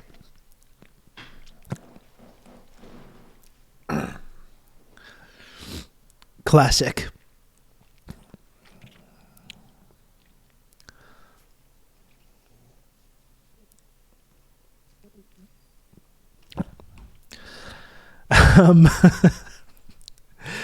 So, folks, I'm going to take a little break. I'm going to take a little 5-minute break here. Maybe get a glass of water, stretch my legs a little bit. Before I go, I will do another little call to action here.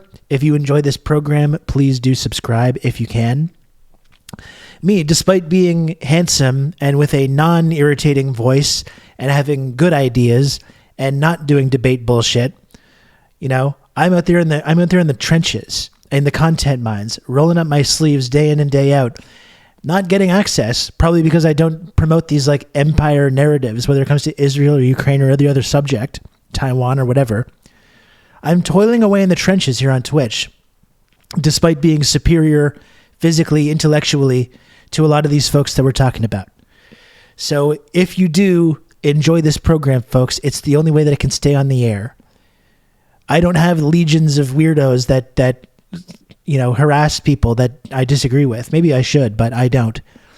So if you do enjoy this program, folks, and you want to support the work that I do every single day here on twitch.tv, every single goddamn day I'm on here. And if you appreciate this show and you want to support this show, please subscribe if you can. It's $5 a month. Get all the tiny little images. Support this community. Support the work that I do on here. It's totally free of charge if you have an Amazon Prime account, which you can convert to a Twitch Prime sub. And if you can, please subscribe. Really hoping to finish out this week strong and get to the sub goal again. It would really, really be fantastic to be able to do that. So, one more time, if possible, if you can, please subscribe and support this very program. Oh.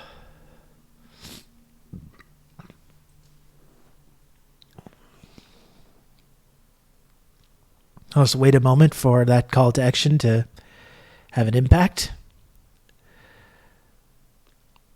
I'm sure the pipes are being clogged again with all the subs and the people rushing to support this program. Oh, Danny boy, the pipes are clogging. You can count on me. You're going to have good old Rob to talk you through all this. Oh my gosh, Jay. Oh my gosh. Wow. Okay, Rob. Seriously, wow. My goodness. They were clogged. Part Ian, thanks so much for the 2 gifted subs. Really, really appreciate the 2 gifted subs, Part Ian.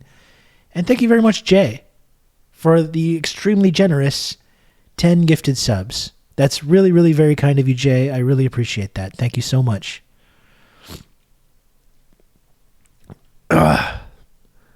Fantastic.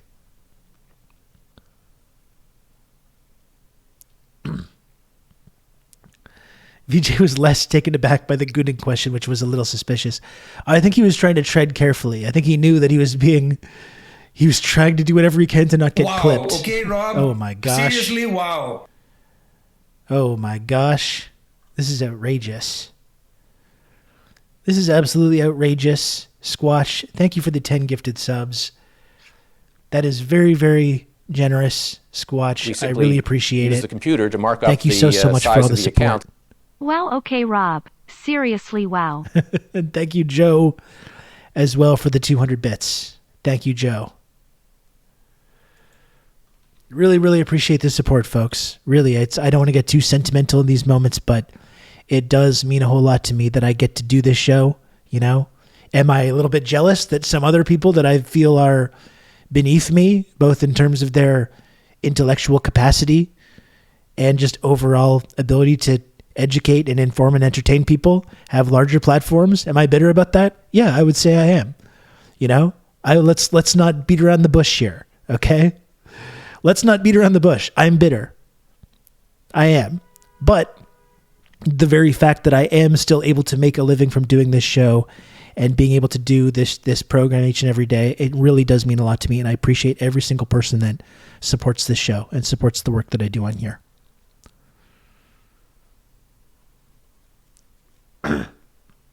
Yeah, Relic, I don't know what's going on with that. I don't know what's going on with that as well. You know? It's strange how I think some people get these opportunities.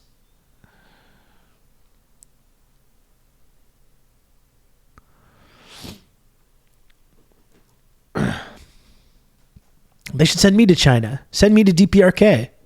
Send me to DPRK on a friendship mission. I would love to. I would be happy to.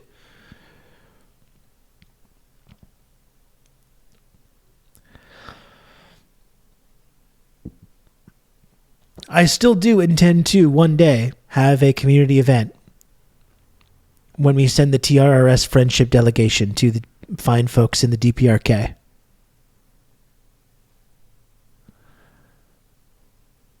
You're invited, Baldwin. You're invited.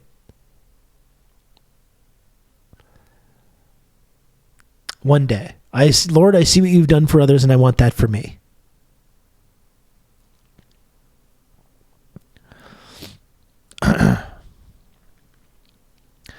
So, folks, we are one sub away from the goal.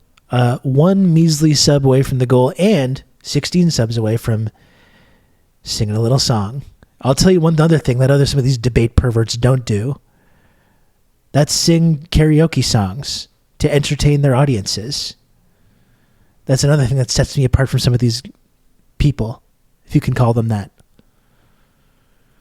So, a mere 16 subs away to a little song. They're cowards. Thank you, Mule. Thank you.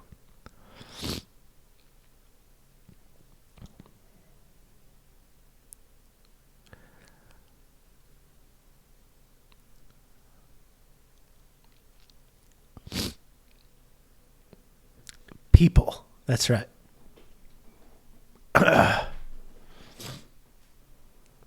Okay. Well, I'll take a little interlude here.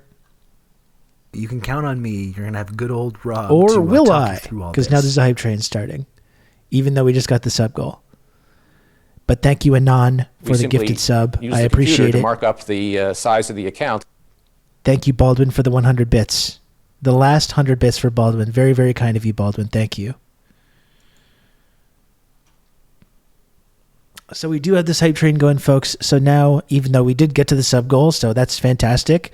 As we know, the sub goal is more of like a guideline. It's not like a hard and fast limit in the number of subs that I can get. So, Risk Inverse. Thanks for the $15, Risk Inverse. Very much appreciated. Thank you. The internet's only trickle down. Wait, Rob, how does it go? It's Twitch's only two-dimensional triangle-shaped friendship, access, and trickle-down clout tiered reward system. That's how it goes. And all of you are key contributors to that.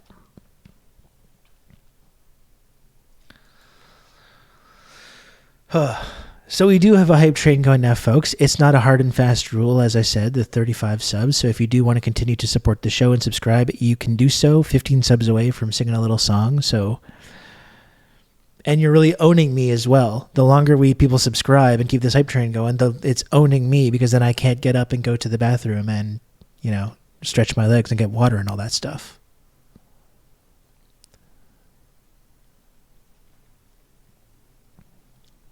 In fact, no one else subscribe. Okay, that'll do. That's enough. That's enough subscriptions for the day. Please, no one else subscribe. No one else gift any subs or anything. Use the computer to mark up the size of the account. PWNING. Risk adverse. Thank you for the 500 bits. But I mean it though, folks. I'm going to be so frustrated and annoyed if people continue subscribing. We got 2 minutes and 50 seconds left in this hype train, so please let this run out. You're gonna have good let the clock Rob run out. To talk you through all this. GG Alan Dulles. Thanks for 27 months of tier 1, even though I specifically said not to. I'm sorry, you're because you swore in your message, it didn't get read by the text to speech. I'm getting really pissed off now, folks. Okay, it's enough now. It's enough. I would like to take a little break. I've already got the sub goal, so please, no one else subscribe. I'm getting a little annoyed and frustrated. We simply use the computer to mark up the size of the account. Get pond noob. Joe, thank you for the 200 bits. I'm getting very frustrated, though, here. I didn't mean to upset you. I think you did mean to upset me, Risk Inverse. I think you did mean to upset me.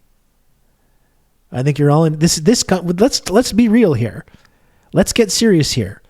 What this is, when I specifically say not to do something, I say no, thank you, no more subs, please. No more subs, no more bits, no more tips. And you continue to do it. Let's call it what it is. It's called targeted harassment. Let's get real here. It's disrespectful.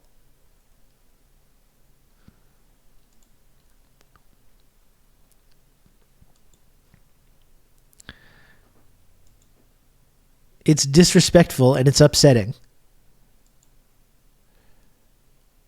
So please, I'm not going to ask again. In fact, I'm not asking. I'm telling you. We got a minute left in this hype train. No more subscriptions, please. I didn't want to have to get tough with you, chat. I didn't want to have to take this tone. But this is what I'm forced to do to defend myself and defend my own integrity. I've got to get serious sometimes. It's insubordinate and churlish. Enough is enough, and it's time for a change. You can count on me. You're going to have good old Rob to talk you through all this. The late, great Owen Hart said that. Kev, I mean, thank you for the 2 gifted subs, but it's please now. I appreciate the 2 gifted subs, but no more now, okay? You can count on me. You're going to have good old Rob to talk you through all this. Thank you, Anon, for the gifted sub, and that's it. That's all now. You can count on me. You're going to have Jesus good old Christ. Rob to talk you through all this. Watching on mute, but here's a sub to show my appreciation smiley face. This is outrageous. Quaker Oats Cut, thanks for the 29 months of tier 1. Thank you for that. Thank you. Okay, I'm going to take a little break.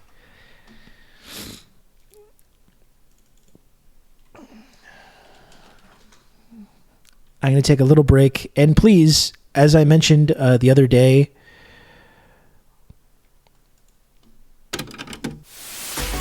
if you enjoy the music that I play on this program sometimes, if you can, please, you can actually, let me find it. It's here. If you like this music, the instrumental music that I make for this show, let me just put it on. Well, so it's like, which one am I doing here?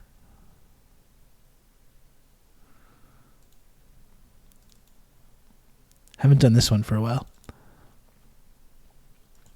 If you enjoy the instrumental electronic music that I play on here sometimes, you can actually listen to that music. After years of telling people that I was going to do this, I finally uploaded the music that I made for this show, the electronic music that I made. So if you want to listen to it, you can do so at the link that I just put in the chat. So I'm going to take a short break here. Please don't go anywhere. I'm going to come back in 5 minutes. We're going to hang out some more. Okay? All right.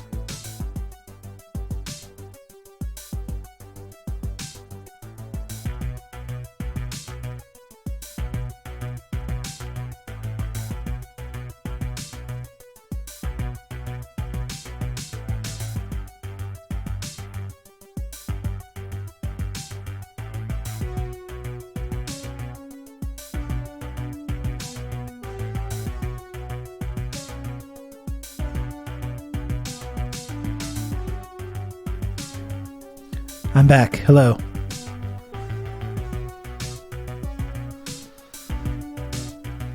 What did I miss? You have now entered the interlude zone.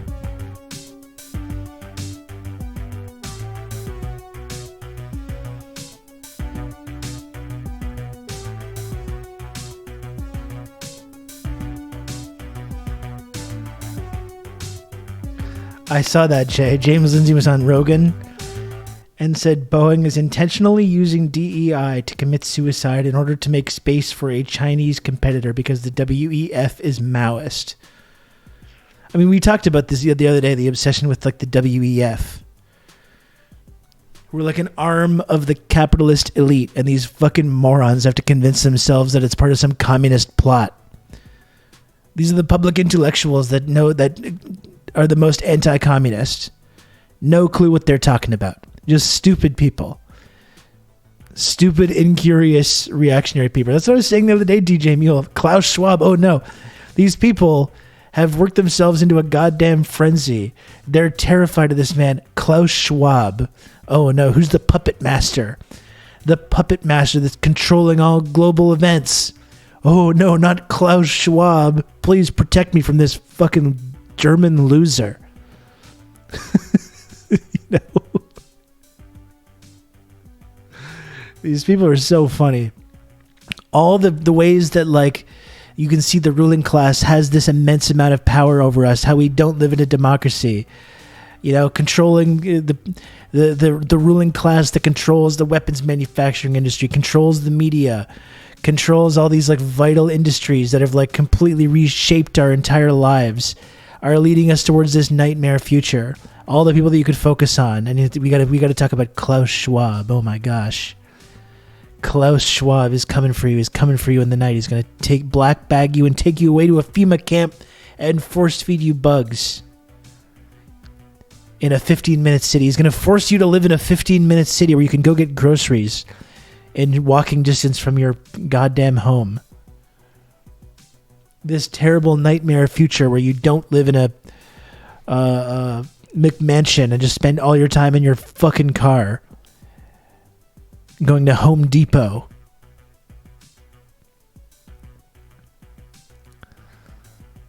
You can't make this stuff up. Is so oversaid, but this really sums up the brainworms. Seriously, like it's beyond parody. It really is. It's beyond parody. These people in America of all places that are so... The anti-communism has been so deeply ingrained in their psychology and their actual identity that they see communism everywhere because they see everywhere reminders of the failure of capitalism, the failure of the free market that these people fetishize so much. They look all around and they see the failure of America. And they're like, it must be because of socialism this happened. And they bend over backwards to try and make this kind of justification. Just absolute morons. This is what a steady diet of American exceptionalism and anti-communism will get you. You end up saying stuff like that.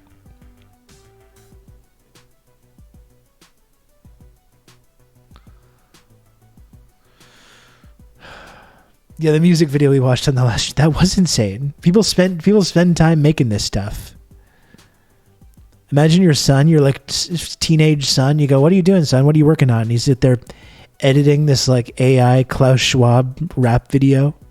"Nothing, Dad." It's like, please just look at pornography. Please. Anything other than this.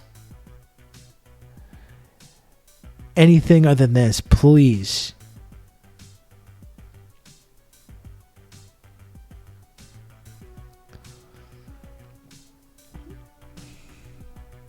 Are you winning, son? Well, it's hard to say, Dad. We're all going to be losing when Klaus Schwab and the World Economic Forum come and force us to live in 15-minute cities. I'm gooning, Dad. You wouldn't understand.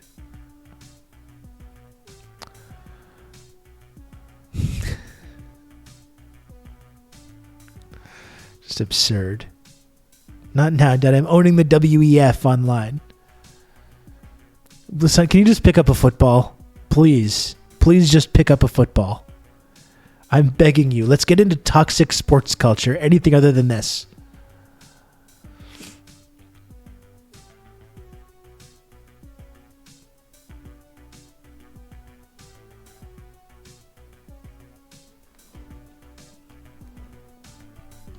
Ridiculous.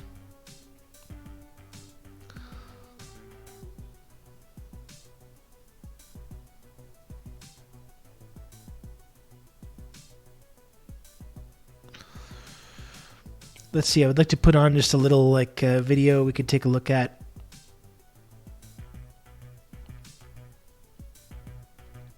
Then maybe I will say goodbye for the day and the week.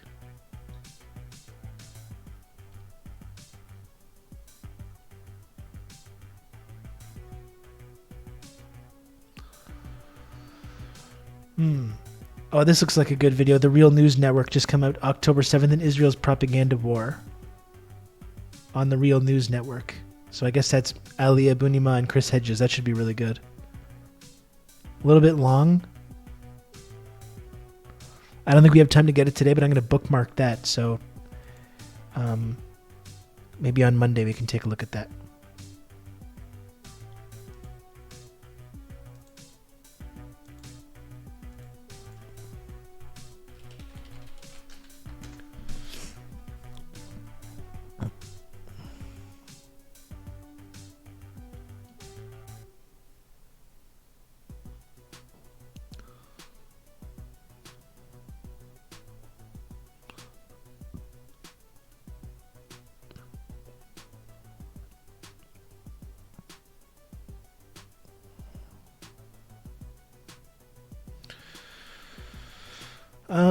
Just trying to figure this out. Just bear with me one sec here, folks, while I kind of get to the bottom of this. I'm going to put on something else here.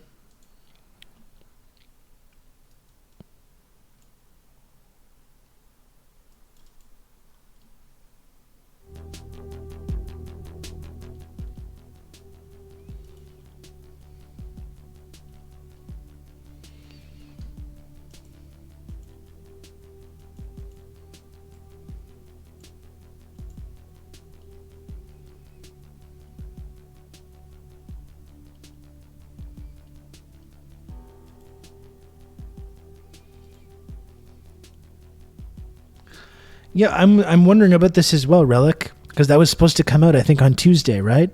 What happened to that 1 hour Al Jazeera October 7th investigation? I saw the clip from it on Twitter, and then I didn't see anything about it, and I've checked a couple times and haven't found it. Mule, do you know where we can find that, if it is out? Because I've checked a couple times, and I can't seem to find it anywhere.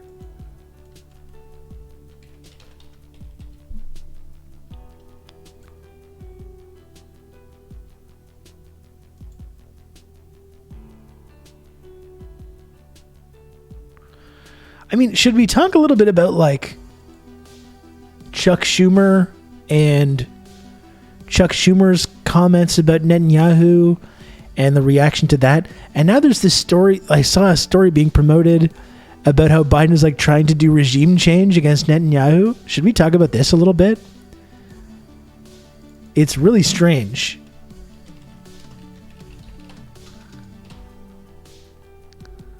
And they're calling Chuck Schumer an anti-Semite.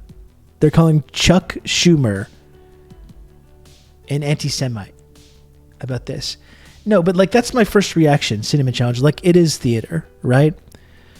Like it would be amazing, like I talked about it on Twitter. Like they've given Netanyahu everything that he wants for 6 straight months. And now they're saying like, I don't know about this guy, you know? Now they're saying after 6 months and all the absolute depravity that we've seen, now they're saying in a scathing speech on the Senate floor, Senator Chuck Schumer argued that Benjamin Netanyahu had allowed his political survival to take precedence over the best interests of the country and criticized him for aligning with far-right extremists. So 6 months, you have President Joe Biden giving this guy whatever he wants, whatever he needs, full diplomatic cover to do whatever he wants, full support for Israel's perpetual right to defend itself, no matter what that what form that takes. The day after that initial hospital bombing that so many people around the world were outraged and disgusted over, Biden flies over, gives him a big hug and kiss to fully support Israel. And then 6 months in, Chuck Schumer's saying, like, I don't know about this guy. I don't know about this Netanyahu guy.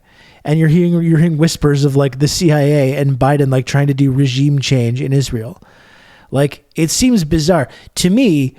If Biden is indeed trying to do regime change in Israel and trying to like get rid of Netanyahu, trying to cut him loose, maybe a way to do that before you get to that step would be like stop sending them weapons, right? That would be, for me, number one. If you're worried about Netanyahu and like what he's doing with this power that you're giving him, maybe stop sending him weapons. Maybe talk about sanctions. There's a number of things, as we've talked about endlessly, that the United States government could have done over the last 6 months to stop the violence and stop the bloodshed and stop the genocide. They've done nothing. They've done nothing at all. And now they're saying like, oh, we got to get rid of this guy. Now we got to do something with this guy. Now I think this guy's up to no good. If only Netanyahu was gone, then it would be fine. Is a very dangerous notion that needs to be tempered out of liberal brains. Couldn't agree more. That's the second question we need to ask here. Who's the moderate replacement for Netanyahu? You know? Who in the Israeli government? Oh, we're going to get rid of Netanyahu, then things are going to get better. Who are the moderates in the Israeli government that are going to take Netanyahu's place and have a different policy on this? Who are these people? You know? Zelensky need to do a job. Let's put Zelensky in there. Yeah, we like sending all the weapons. We just don't want to have a right-wing label on it. It's really fascinating to me, this whole like shift that's happening. Probably because they're seeing and I think this is a direct response and a direct result of this like uncommitted campaign. They've seen the poll numbers. They've seen this uncommitted campaign come together in a few weeks' time to like send this message to the Democratic Party. So really, it seems like they're scrambling as a result of that. They see that the way young people are completely turning off from supporting this party ever again. They see all the poll numbers, right? They see the way that this is like politically damaging them. And it seems like now, 6 months later, they're like, now let's start to do some damage control here. It hasn't been enough that we send our lackeys out there being like, we're very concerned about this, or we're having tough conversations about that. TikTok and regime change is both to save Dems, which is ironic because if they oversee this ban on TikTok, it's going to absolutely have a hugely negative consequence for Democrats in their efforts to actually get reelected. But that's what this is about, right? It's not like they've discovered some moral compass. It's like we need to change course here because we're about to get absolutely annihilated. 6 months into this slaughter that we've been watching. Like, it would be unacceptable if it was 6 weeks. It would be unacceptable if it was 6 weeks of subsidizing this. It's been 6 months of it. As a lifelong supporter of Israel, it has become clear to me the Netanyahu coalition no longer fits the needs of Israel after October 7th. The world has changed radically since then, and the Israeli people are being stifled right now by a governing vision that is stuck in the past. The Israeli people, they're the ones out there fucking having dance parties and bouncy castle parties at the Rafah border crossing to prevent aid from getting in. This idea that this is the problem. The problem is Netanyahu. The Israeli people are cry out for freedom now. No, the Israeli people seem to overwhelmingly support what Netanyahu's doing. You know what I mean? And there's a lot of evidence of this, both polling and just in what we can see with our eyes, with the extremists that are going there to block aid from getting in, to say nothing of the extremist terrorist settlers in the West Bank that we've seen. Overwhelmingly, I'm not saying Israeli society is a total monolith. We know that there are people that don't like Netanyahu. We know that there are people that want a different policy on Gaza, but these are the extreme minority. These people are totally marginalized, such as they exist. Most of Israel thinks Netanyahu isn't genocidal enough. This is the thing. So not only is there not some moderate that's going to step up and replace Netanyahu, there's no actual appetite for this for most people in Israeli society. Nobody expects Prime Minister Netanyahu to do the things that must be done to break the cycle of violence, to preserve Israel's credibility on the world stage. That's gone, though, Chuck. To work That's gone. towards a two-state solution. There's no two-state solution. I mean, it's not just Netanyahu that says that. It's the entire Israeli ruling class and most of the society. They don't want a two-state solution. They have no interest in it.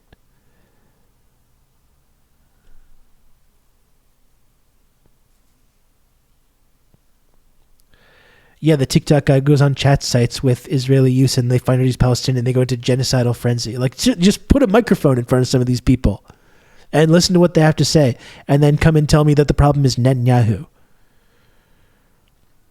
There are people who don't like him because he's being too slow about it and people who don't like him because he's being too obtuse and obvious about it. Absolutely. This is not one person. And yeah, they're still clinging to that two-state solution stuff, which is gone now. It's been gone for quite some time, and they're still clinging to this idea that it's possible. If he were to disavow Ministers Smotrich and Ben-Gvir and kick them out of his governing coalition, that would be a real meaningful step forward. But regrettably, there's no reason to believe Prime Minister Netanyahu would do that. He won't disavow Ministers Smotrich and Ben-Gvir in their calls for Israelis to drive Palestinians out of Gaza and the West Bank. He won't commit to a military operation in Rafah that prioritizes protecting civilian life. He won't engage responsibly in discussions about a day-after plan for Gaza and a longer-term pathway to peace. So here's how again, as a lifelong supporter of Israel, again, we've talked about Biden's full support for this war. This is what they're saying now in the Jerusalem Post. U.S. trying to overthrow Netanyahu's government, senior Israeli official says. A diplomatic feud has grown between Netanyahu and Biden over Netanyahu's Gaza policies. What to even make of this? The idea that there's some diplomatic feud between Netanyahu and Biden. Biden has fully backed them, fully supported them. I don't care about what's going on behind the scenes. Oh, behind the scenes, they've been having tough phone calls. Behind the scenes, they've been really contentious about this. I don't give a shit. They've been sending them millions of dollars, billions of dollars actually, which is more than the annual allotment of billions of dollars that Israel gets from the United States government. They've sent them the weapons to do it. Biden's fully supported them all the way. I do not care about whatever behind the scenes machinations have been going on. You almost wonder if this is just an effort to promote the idea that Biden's doing something about this. I would almost believe that if there doesn't seem to be this real contempt between people in the Israeli ruling class and the Democratic Party. They don't even like the Democratic Party, even when they do support everything that they do.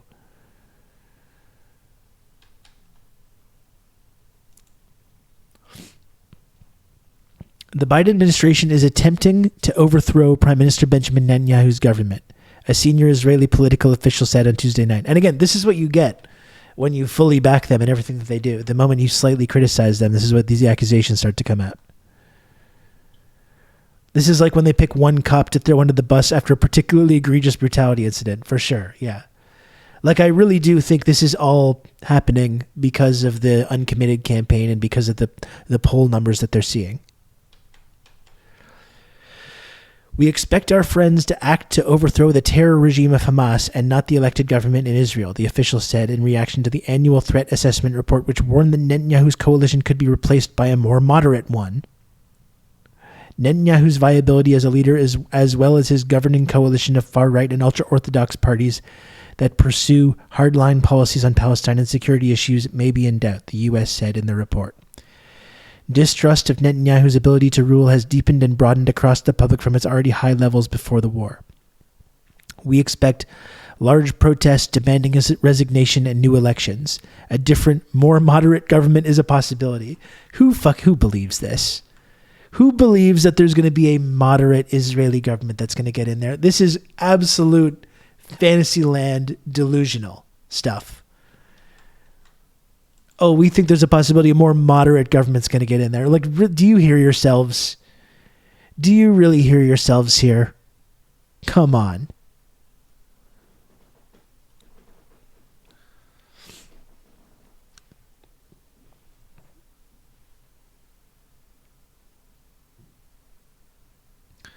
Schumer isn't some radical either. He's advocating for liberal Zionism that tries to hide the apartheid under the rug and say it's a peaceful country. Yeah, exactly. He's, like you said, he still has some view. Maybe Biden still has this view. And I think Bernie still has this view as well, that there is such a thing as liberal Zionism, moderate Zionism that promotes equality and stability. But I'm sorry, but this just does not exist anymore. Whatever possibility there might have been of that in the past, whatever vision of cooperation that people might have had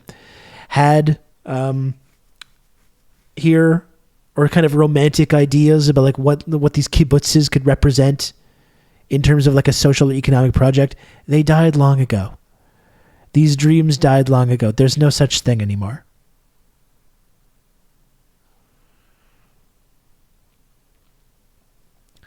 Those articles are to give Joe the cover of the appearance of challenging Israel, therefore revisionist to read in the future. I think so, yes, but I also think like outlets like the Jerusalem Post, like most people in Israel, they want the Republicans to win. They have contempt for Biden and the Democrats, so that might be that as well, right? They're active which is hilarious because they're accusing of America interfering in their elections, like Israel constantly interferes in Western elections as well. Yeah, Bernie still believes in the kibbutz utopia. This is what I was talking about, yeah. So I think an article like this might be a genuine expression of a kind of contempt that people in Israeli society have for Joe Biden for not doing enough, or Chuck Schumer. It might also have the effect of making them appear more reasonable on this subject than they've actually been. But there's no moderate government that's going to be elected. Like, come on now.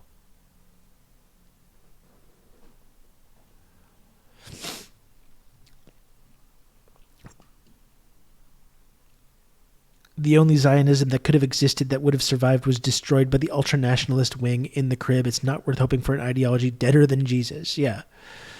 Like this possibility was wiped out a long time ago, including by Netanyahu and his allies. Like this is what they fought for. This is what they dedicated their whole lives to this.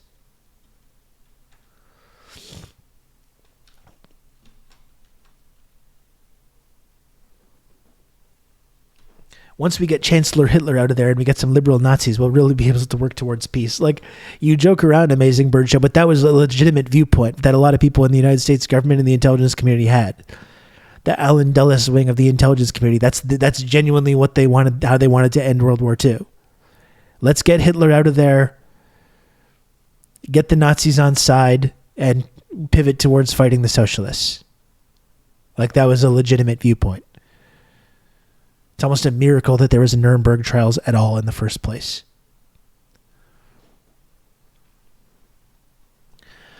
Maybe it's Israel economic numbers that are driving this. Yeah, or the whole like Houthi blockade, the effect that's having on international commerce. But that's what I mean. I think it could kind of be both of those things. You have on one hand, you have like you're trying to make Biden and Chuck Schumer appear to be more reasonable and harsh on Israel as they actually have been. It's also probably a genuine expression of contempt that people in the higher levels of Israeli society have for people like Joe Biden and Chuck Schumer, who, even though they do support Israel, aren't open blood drinking psychos about it, you know?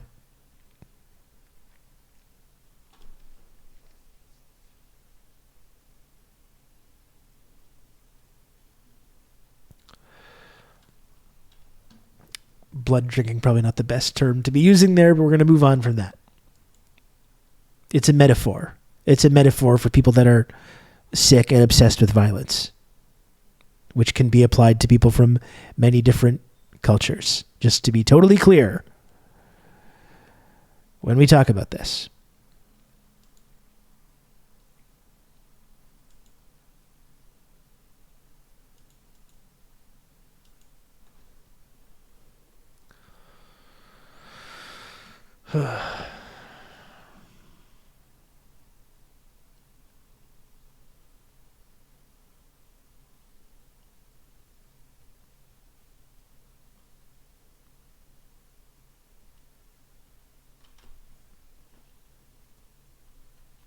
I still don't see that Al Jazeera video. I don't know what's going on with that. You wonder if there's been some pressure for maybe to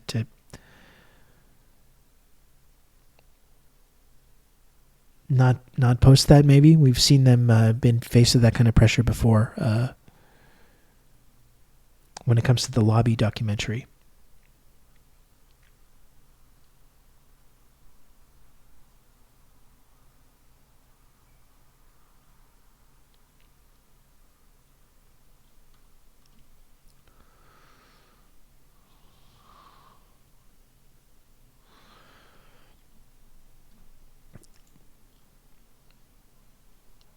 Okay, I'll just be a moment here, folks. I'm going to try and find some other content that we can take a look at.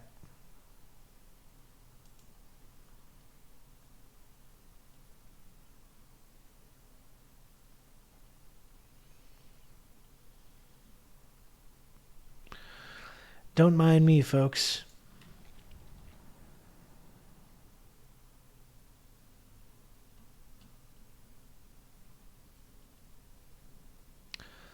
I'll be right with you.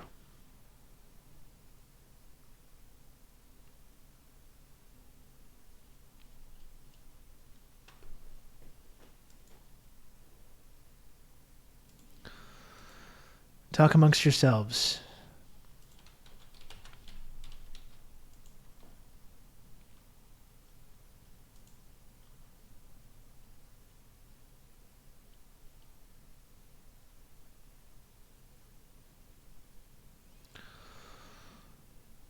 How much time do we got here?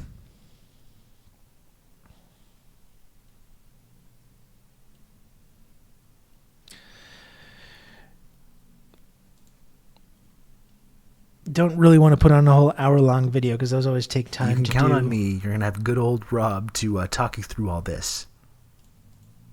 What do we got here? Anon, thanks for gifting a sub to Blueberry.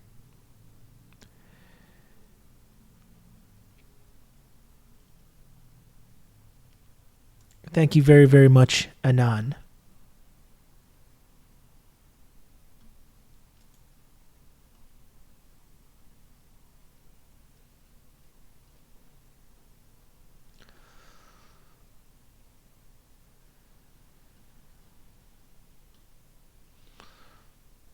You watched that one already?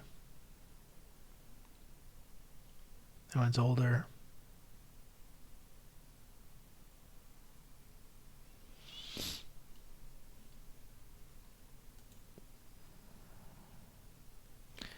Yeah, it seems like there's been some delay on that, the Al Jazeera thing, because I've looked for it every day since that came out. Kind of strange.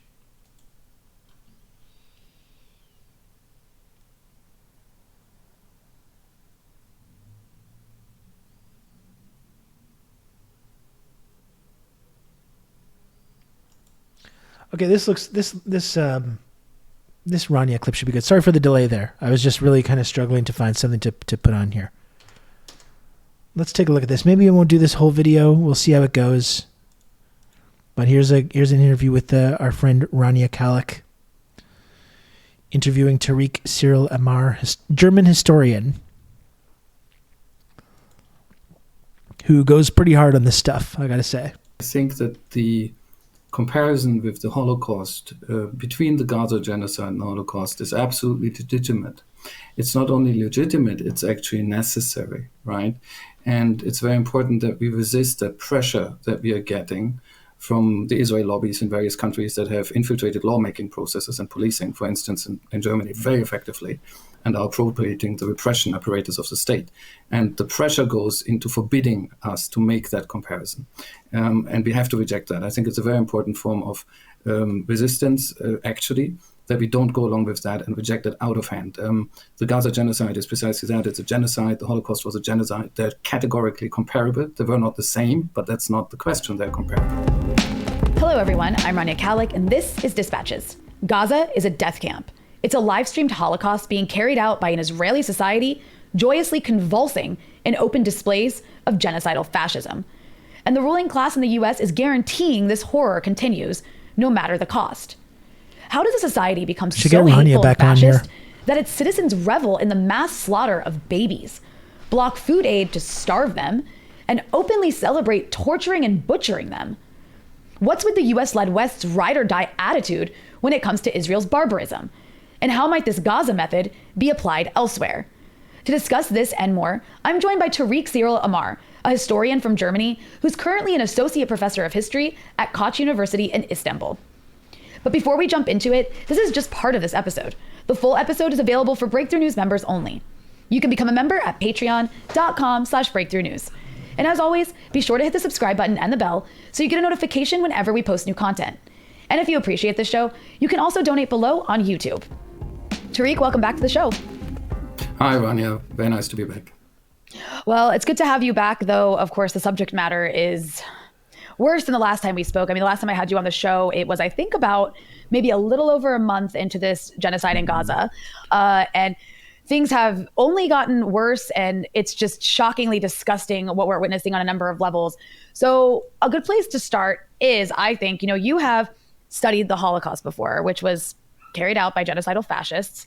And today we're witnessing a kind of live stream genocide. I would even call it a live stream Holocaust in its own way at the hands of this, Israeli society that's convulsing in supremacy and just, publicly celebrating their depravity against Palestinians. It's this kind of egomaniacal enjoyment of genocide. And before I have you comment on that, I actually want to play a video that gives, I think, a good impression of what I'm talking about here. I mean, one of the things that we've seen over the last month is Israelis going to these border crossings with Gaza and actually setting up protests to try to create obstacles to aid going in. And of course, the Israeli government isn't stopping them because we're going to get a more moderate government in there, and this is any I minute think, now. one of the more revolting Any day now. images where this is Israelis bringing their kids and having almost like a carnival with a bouncy house outside of it. Somebody put together this video, so I'm going to play it real quick. This is so twisted.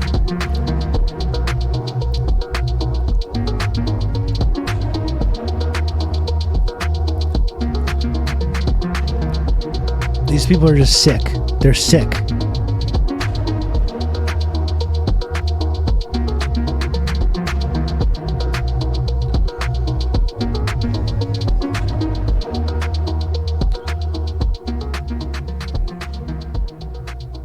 So it's like a children's event. Come bring your families. Come have fun. Let's block aid from entering. Let's basically starve, stop feeding Hamas. Let's starve people in Gaza. And this is one of so many. I mean, I could sit here and do, an hour's worth of just playing videos of Israelis behaving like this. There's this other video I was considering playing, but it just makes me too angry, so I can't, where Israeli soldiers are basically showing off all the food they have to eat, as Palestinians, particularly children, are experiencing and dying of famine right now. And it's just, I guess my question for you, since you've studied the outcome of when a society goes just completely genocidally fascist, how does this happen? How did we get to a point, or how does a society get to a point where they can do something like this, where it really is reminiscent of, two things come to mind. One is the Nazi Holocaust. Another is, I don't know if you are familiar with the Jim Crow South in the US, but families used to get together, white families in the Jim Crow South, and have what was called lynching picnics, where they would bring their families, and it would be right next to where there was a lynching. So there would be the dead body of a black person hanging from a tree. It is so and they would literally have a barbecue. How does this happen? Of course, a lot of very smart people have thought about this and written about this for decades by now, right? So I don't have anything particularly original to contribute, but I do think that, first of all, let me say, I think that the comparison with the Holocaust, between the Gaza genocide and the Holocaust, is absolutely legitimate. It's not only legitimate, it's actually necessary, right? And it's very important that we resist that pressure that we are getting from the Israel lobbies in various countries that have infiltrated lawmaking processes and policing, for instance, in Germany, very effectively, and are appropriating the repression apparatus of the state. And the pressure goes into forbidding us to make that comparison. And we have to reject that. I think it's a very important form of resistance, actually, that we don't go along with that and reject it out of hand.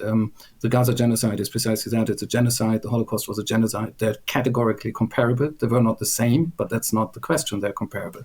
The second thing, closer to what you asked me, I think everybody says this, but it needs to be said. One of the key things to get a large number of people to behave like this, right, with this degree of joyful brutality, right? Not only committing terrible crimes against the and to be clear too, this is not a phenomenon that started on October 7th. It's like, oh, they're grieving that what happened on October 7th. That's why they're showing this kind of almost gleeful enjoyment of the violence and the punishment that Israel's doling out. This has been happening for years.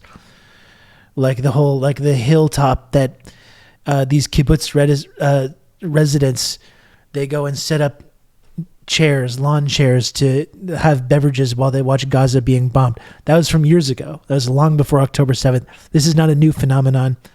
There might be some people that try to kind of downplay that by suggesting that this is some kind of trauma response to October 7th, but it was going on long before that.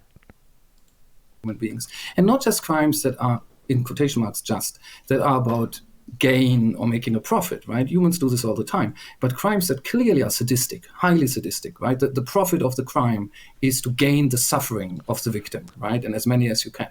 And how do you get a lot of people to do this? One thing is, of course, that you have to neutralize compassion. I think most people do have compassion. It's a natural feature, right? The only types who really don't have compassion are psychopaths. That's what we call a psychopath, right? Most people have compassion, so you need to switch that off. You need to make them into sociopaths. And one way you can do this is you dehumanize. It was a trauma response to 9/11. Right? People would drive around looking for Muslims to assault. Exactly. We're so traumatized. The psychological equivalent in the mind of the perpetrator, obviously not in reality, of, say, vermin. And we've seen this again and again and again. And in fact, we've seen caricatures, even in the context of the specific attack on Gaza, this Gaza genocide, that have done precisely that have depicted Stereocinema, as vermin-like, with caricatured vermin-like features. It's not that prominent in this case, but it's definitely there, and it's very telling. The other thing is, and this has been described by sociologists who have worked on the Holocaust decades ago, you can also think of this as you need to get people to exclude a whole group from what we could call the realm of social obligation or the realm of moral obligation, right? This whole group of people, you don't owe them normality. You don't owe them reciprocity. You don't owe them decency. It's not only that you're in conflict with them. Conflict is a different matter. You don't owe them the least respect. You can do anything to them. It's okay. They are not part of your in-group, and only your in-group counts. And I think Israel is a terrible form of in-group by now, a horrific in-group. You have said rightly that how do you get so many people to do this? I think this is a point that must be underlined. We now see that Israeli society has, I think, millions of genocide-ready perpetrators inside it. Millions. I'm sorry to say that. And many others who are not at the front, who are not committing these crimes directly, are ready to support them. They support them ideologically, they support them narratively, they support them by information war campaigns that they wage against the rest of the world, they support them by lying for them, they support them emotionally. Right? This is a society, and I think this is similar to what happened, for instance, in Nazi Germany, where the brutalization, the readiness to commit these acts is actually widespread. And as you know, the zone of interest famous. It's contentious. It's not even that good. But there's a famous book about how the Holocaust happened in Germany called Hitler's Ordinary Executioners or something like that. There's another book that's called Ordinary Man, and it's about precisely that. It's fairly ordinary German men. They're not particular SS. They're not elite units of the Totenkopf, whatever, right? They're just policemen. And they get drafted to the Eastern Front and they start massive mass killings of Jews, right? They're ordinary men. And I think we will see very similar approaches to the Israel of today in the future, which will basically be about ordinary Israelis. Not just about an elite of killers, elite in quotation marks, a small group of insane. I'm not ready to call what Nazi Germany did a genocide. People like that, if Twitter and Twitch and social media existed, in the 30s, they would have been condemning the Warsaw Uprising. Like the same people, the very same people. They would have been on here condemning the people in Warsaw. They're doing terrorism. What do you expect to happen? Like that's what these people would be saying. We do need a new Nuremberg. Gallant, all these types, right? But about the very, very. In fact, not only do we need a new Nuremberg, we need a new Nuremberg that goes way, way harder than the previous Nuremberg did, which was almost, you could describe it as a show trial, which did absolutely nothing to legitimately denazify Germany. And in fact, it was renazified shortly after the Nuremberg trials, just under a different name. Yeah, absolutely. They would have justified putting the Nazis in charge of West Germany again, of course. I mean, one of the first people that I beefed with on here. I have a YouTube video from now like 2020 where I talked about fishhook theory, and this is it. This is why liberals like this fucking guy, Steven, they're all, you know, they're one tiny little push away from just being bloodthirsty fascists. One tiny little push. We've seen it over and over with that guy, with the George Floyd protests. Oh, this might be impacting Biden's electoral chances. We better like advocate for the police to go and run people over and shoot even more people and arrest even more people. You know, what is it with Phil Oakes saying? 10 degrees to the right of center when it affects me personally. You know, that's Steven. You made me do this. You made me say this. That's right. They're just a small little iota away from embracing this kind of fascist rhetoric. All they need is a little tiny push. You just see it time and time again. And then they accuse us. They accuse people that are actually on the left of like being authoritarian or wanting to being red, brown, Nazi adjacent or whatever. That's the absurd thing about it.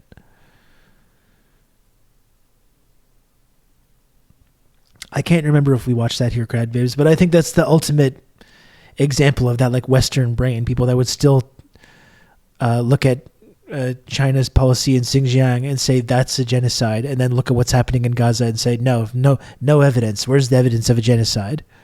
That shows how completely that Western exceptionalist brain worms. That's the exact way that it manifests. I've been annoyed with the protest before, but I don't denounce the tactic. That would be moronic. Yeah, or you get like a strike. You know, sometimes strikes affect people, and it can be frustrating and annoying. But instead of, because we have brains, we blame the people that are causing the strike in the first place, not the working class people that are trying to get a better deal, who are often doing some of the most important work in our society. Anyway. That so many Israelis don't only go along with this, but participate in it. And then another thing, one last point to your initial question, how do you get people to do this? I think what's also very important is that to do this, I think the victims have to be perceived not only as helpless in the sense of, yes, they can fight, but they're much weaker than you objectively. So it's very difficult for them to pay you back, to exact cost on you, right? No, they also have to be perceived as isolated, as, if you want, friendless. And that is where the famous figure of the bystander comes in, right? And one of these things that we've learned from the Holocaust... Liberals on Twitter in 1941, scorched earth tactics, Mr. Stalin. Maybe Der Fuhrer has a point. I mean, it's the same people that talk about like Cuba or DPRK, be like, they're starving. The people that are starving, people are starving in Cuba, people are starving in DPRK. It must be because the genocidal leaders of these places are starving people intentionally. That's what they'd be saying about Stalingrad. The psychotic leaders of the Soviet Union are starving people in Stalingrad. You know, when it's like it's the blockade, it's the siege that's causing the starvation. It's the sanctions. It's not the leaders of these places. It's the same kind of leap of logic, though, isn't it? Is that there are no real bystanders, right? The real bystander is almost impossible. It's a philosophical construct. It's sort of an ideal type that doesn't really occur in reality, because most people, states, organizations who become witnesses to something like that have some agency. They're not just neutral. They can do something or not do something. And this, of course, is Joe, it's an interesting question. It would be worth looking up. I imagine because of the war, it being like, and the nature of sort of like wartime propaganda and the fact that the Soviets were their allies at that time, I imagine it's pretty sympathetic, but it would be really interesting to look back at some of that, though, the coverage of it.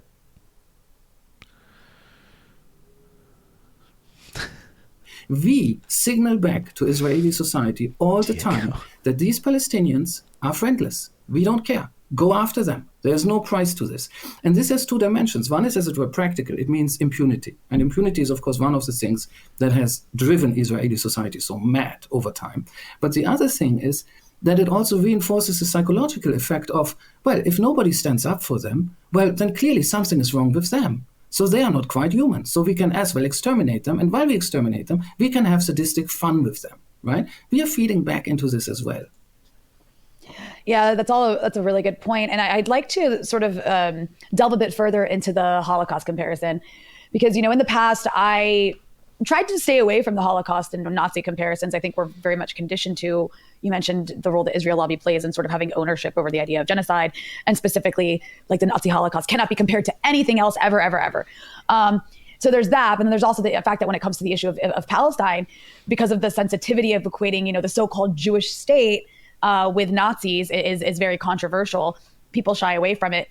But now the comparisons seem to make themselves. I mean, sometimes the Israelis themselves proudly make the comparison, which is always a bit jarring. So I'm just curious if you could expand a bit on your thoughts on the usefulness of this comparison. And, you mentioned that you think this is a necessary comparison, and you have, expertise in a particular part of the Holocaust. So can you explain why you think this comparison is valid and why you feel it's necessary at this point? Yes, I would put it like this. The desire, the policy, the long-term strategy of Israel and its interest and pressure groups outside Israel, right, to forbid us to make that comparison, serves a direct function in shielding their own genocide. And also not only their genocide, shielding all their crimes. The crime of apartheid, which is of course a recognized UN atrocity crime, right, as many people forget. The crime of ethnic cleansing. All of these crimes are shielded by this idea that you cannot possibly ever compare with the Holocaust. And why is this a shield? Because the idea, the implication here is that if something comparable to the Holocaust occurs, we all agree that we must act against it. So if we insist that you can never compare what we do to the Palestinians to the Holocaust, that is one way of ruling out the possibility that we ever come to the conclusion that we actually must act against it. This is what this really is about politically, right? And that's why I think it has to be resisted. But the deeper point is that when people shy away from that particular comparison, they do something that I think is incredibly racist in the end. Because what that implies is that they're very different victims in human history. And that if you are the victim of one genocide, you simply do not count as much as the victim of another genocide, right? That is an insane idea. A child being starved systematically, painfully, slowly to death in Gaza now is not somehow less than a child being starved in the Warsaw Ghetto in 1942. That idea is insane. And this is the idea that is behind this absurd prohibition of comparison. And let me repeat once more. When we say we can compare, and I think we must compare, we are not saying we are equating, right? Because this is often mixed up. So the sort of defensive reflex you get against mentioning the Holocaust in the context of what Israelis do to Palestinians is that you're pretending it's the same. No, it's not the same, but there are features that are the same. There's suffering that is the same on the side of the victims. And there are types of behavior on the side of the perpetrator state, of the individual perpetrators, of the way that this is organized militarily, of the way that violence, brutal violence against helpless civilians is being normalized, that are clearly the same. And this just has to be acknowledged. That's the reality. Now, there's another point I'd like to make, which is, and I do the same. When we ask this question, how is this similar to the Holocaust? We almost automatically fall into this habit of thinking about the perpetrators. We think about... Zionists are even denying the idea of children being innocent. It's shameless. And yet, to Cinema Challenge, to tie that to like the debate clips we were looking at before, right? Like you're denying the humanity, the basic humanity of children. You're denying the idea that children can be innocent. Oh, those weren't just ordinary kids playing on the beach. They were coming out of a Hamas command center. You know? This really has been a war on children over the last 6 months, and it's through that level of like dehumanization that you can get to that. And you have liberal Zionists in the West, like fucking Stephen, who are happy to go along with it and deny and obfuscate and support the murder of children. I mean, how sick do you have to be? How depraved do you have to be? How is it, for instance, that you can mobilize all these Israeli reservists, and they have been prepped with an ideological mindset that allows them to carry out, participate, enjoy these crimes, right? This is the focus on perpetrators.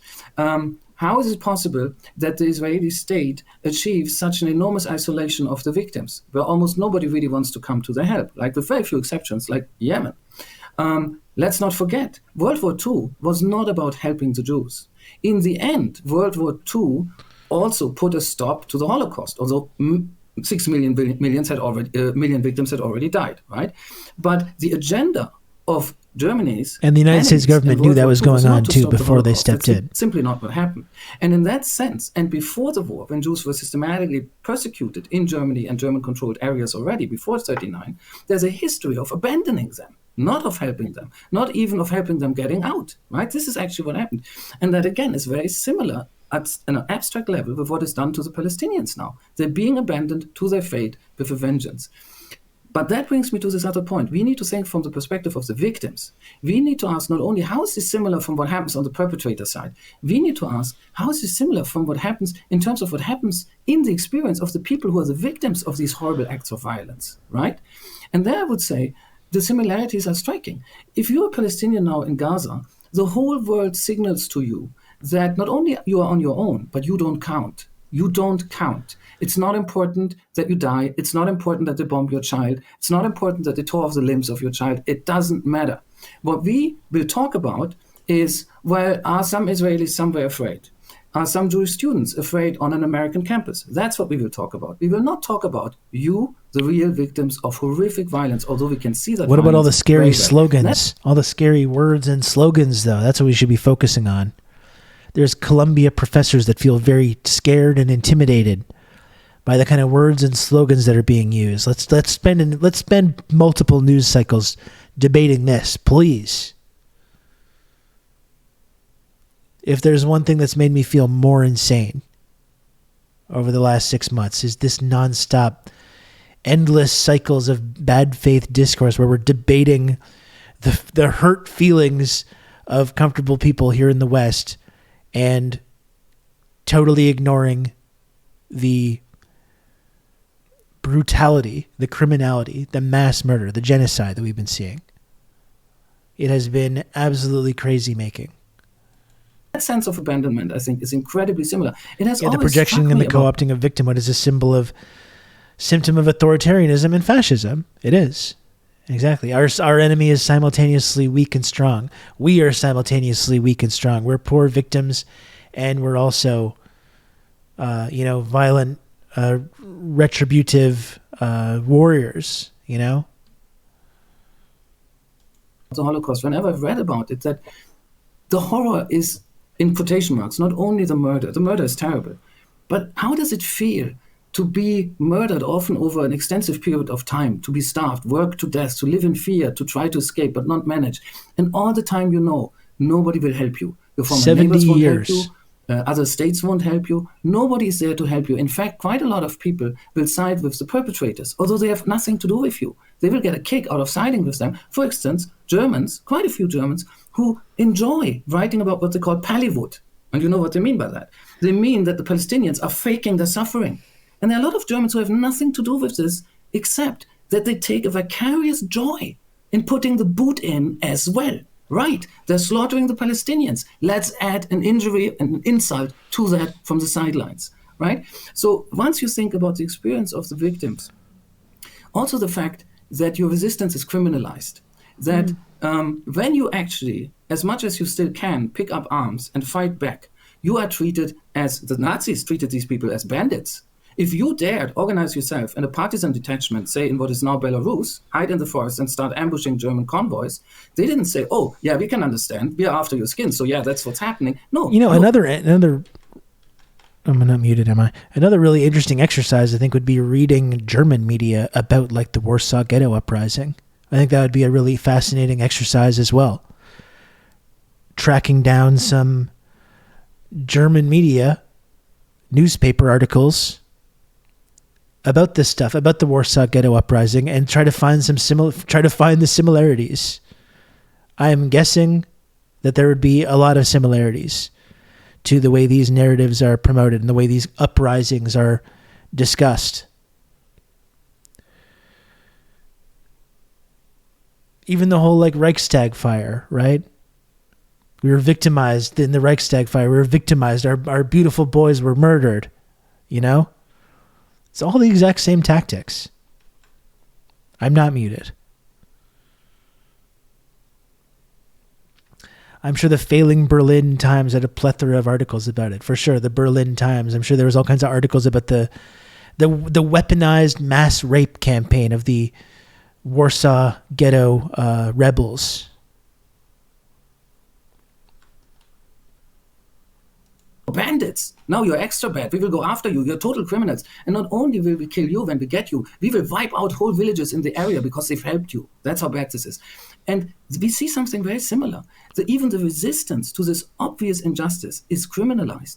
All we talk about is classically, right? Do you condemn Hamas? This nonsense, which people are still not abandoning. Whereas a normal response would be, okay, there may also have been crimes Hamas committed, although certainly far fewer than the Israelis have claimed, far fewer. But the bigger story about Hamas is that it is standing between genocide victims and genocide perpetrators. And when a resistance stands between genocide victims and genocide perpetrators, it would actually be our duty to support that resistance. And I mean this literally. If the West was more normal, we'd be giving arms to Hamas, and we should. Why don't we give Stinger missiles to Hamas? And hypothetically, when you said bandits, it actually made me think of the way that the why do we give Stinger missiles to Ukraine, but we don't give Stinger something. missiles to Hamas? Yeah. No, it's just, those are some really good examples. And something that came to mind as you were speaking about that I kind of like we've said even before, that's the reason these like Hamas rocket attacks get described as being war crimes, because it's like, well, they're not accurate. They're these homemade rockets. They don't have accuracy. They don't have these targeting systems, so they put civilians in danger. Okay, well, let's give them the targeting systems then. Right? Like, why don't they have missiles and an army and guns and tanks and stuff? And then they wouldn't have to rely on homemade rockets. Do we support the right for people that have been colonized and attacked and murdered to engage in armed struggle, or don't we? Why do we make this distinction between when that's okay and when it's not, and when it's terrorism and when it's not? One of the things that growing up in the West, you're often taught in history class during the World War II era is Anne interesting Frank, questions. Right? You read her diaries, like this is a young person in Austria, a Jewish girl who's like living in an attic, and then she's sent to a death camp, and like her family's being slaughtered, and there's these diary entries from her, and she's just a normal kid, and it like humanizes these people who, as you say, were at the time, just completely abandoned. And then I think about what I see on social media. What I see on social media is a lot of Palestinian kids in Gaza, a lot of Palestinian teenagers in Gaza, a lot of people in their early 20s in Gaza who've actually, gained quite big followings because they are live streaming their genocide. I mean, It's more than just diary entries. Yeah. They're live streaming their genocide. And because they're so dehumanized, people in the West, particularly those in positions of power, couldn't even fathom that these are just like hundreds of Anne Franks. Yeah. There's even something more disturbing about the fact that it is in fact being live streamed. I mean, the Holocaust was not live streamed. No. I don't buy that the people around it didn't know what was happening, but generally speaking around the world, the horrors of the Holocaust were again, the US government revealed as years went by, right? This is happening in our faces. We're receiving it in our social media feeds. And something about that aspect of it makes it, almost like more horrific on a sort of humanity level, if that makes sense. I actually principally agree, and again, I'm not relativizing the Holocaust, and obviously none of us is saying that the victim numbers were the same or anything like this. But you are absolutely right. This is the same mentality. In history. This has never happened before. This didn't happen in Rwanda, for instance. It didn't happen during the Holocaust. This is the first live-streamed genocide, and that's what it is. It very much is that the technology had to reach a certain level. It had to happen in a certain part of the world that can't be completely cut off, although the Israelis, of course, would love to do that, right? And they're trying. But so the circumstances have stacked up in a way that this has not happened before. This is the first genocide that humanity as a whole witnesses in real time, right? And so there is something that is worse, because the question of how do the others respond is even more acute, right? There's absolutely no way. There hasn't been a way for many months now that anybody could possibly say, oh, this is ambiguous. I don't really know what's going on. This is so complicated. We've now had a very clear picture delivered, like all over the world, of something that isn't complicated at all. This is mass slaughter, and it's mass slaughter committed by national or ethnic criteria. This is classical genocide. And the purpose of the genocide is, I think this is very clear, ethnic cleansing.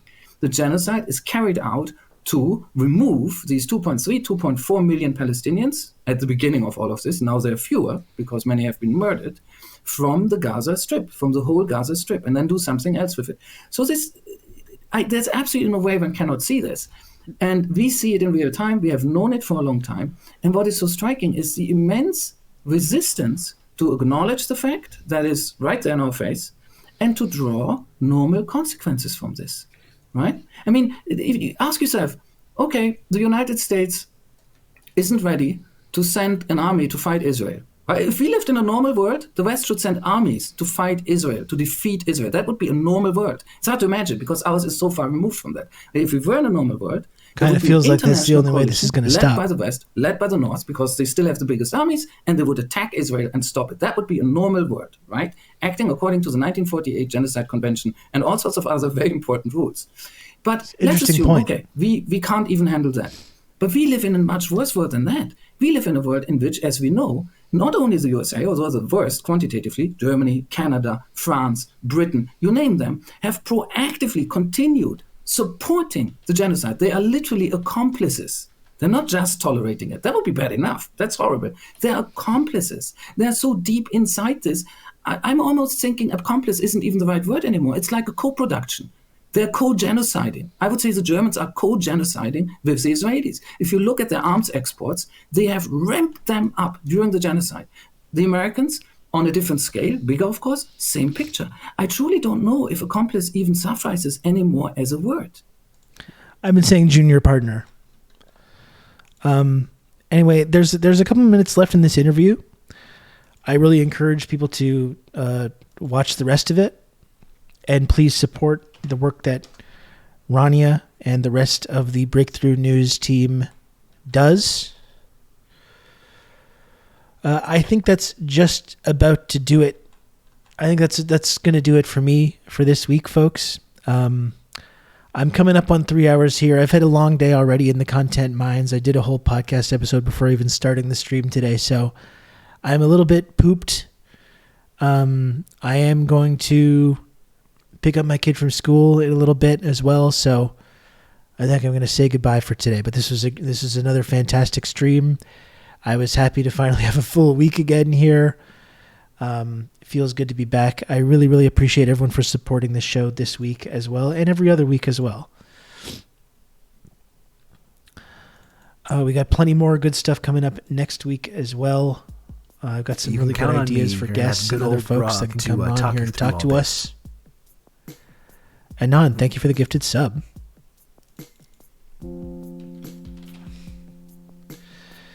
Thank you, Anon. Very, very kind of you. I appreciate it.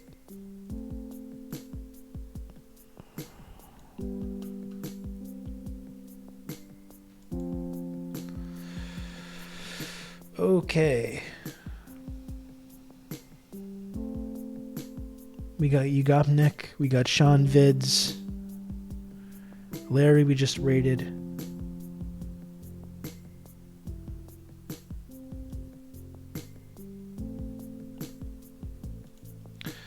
And I'm going to go ahead and raid Ugopnik again. Because it's just good networking best practices.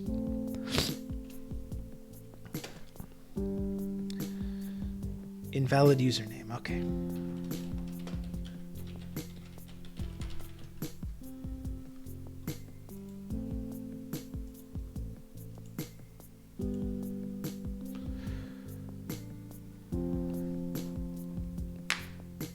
So, thank you again, folks. Thanks for hanging out this week. Perhaps I'll be around this weekend. Perhaps I'll be doing some hell diving. In fact, I probably will. But if you're in the Discord, I'll see you in there. If you're not in the Discord, you should join the Discord because it's really great.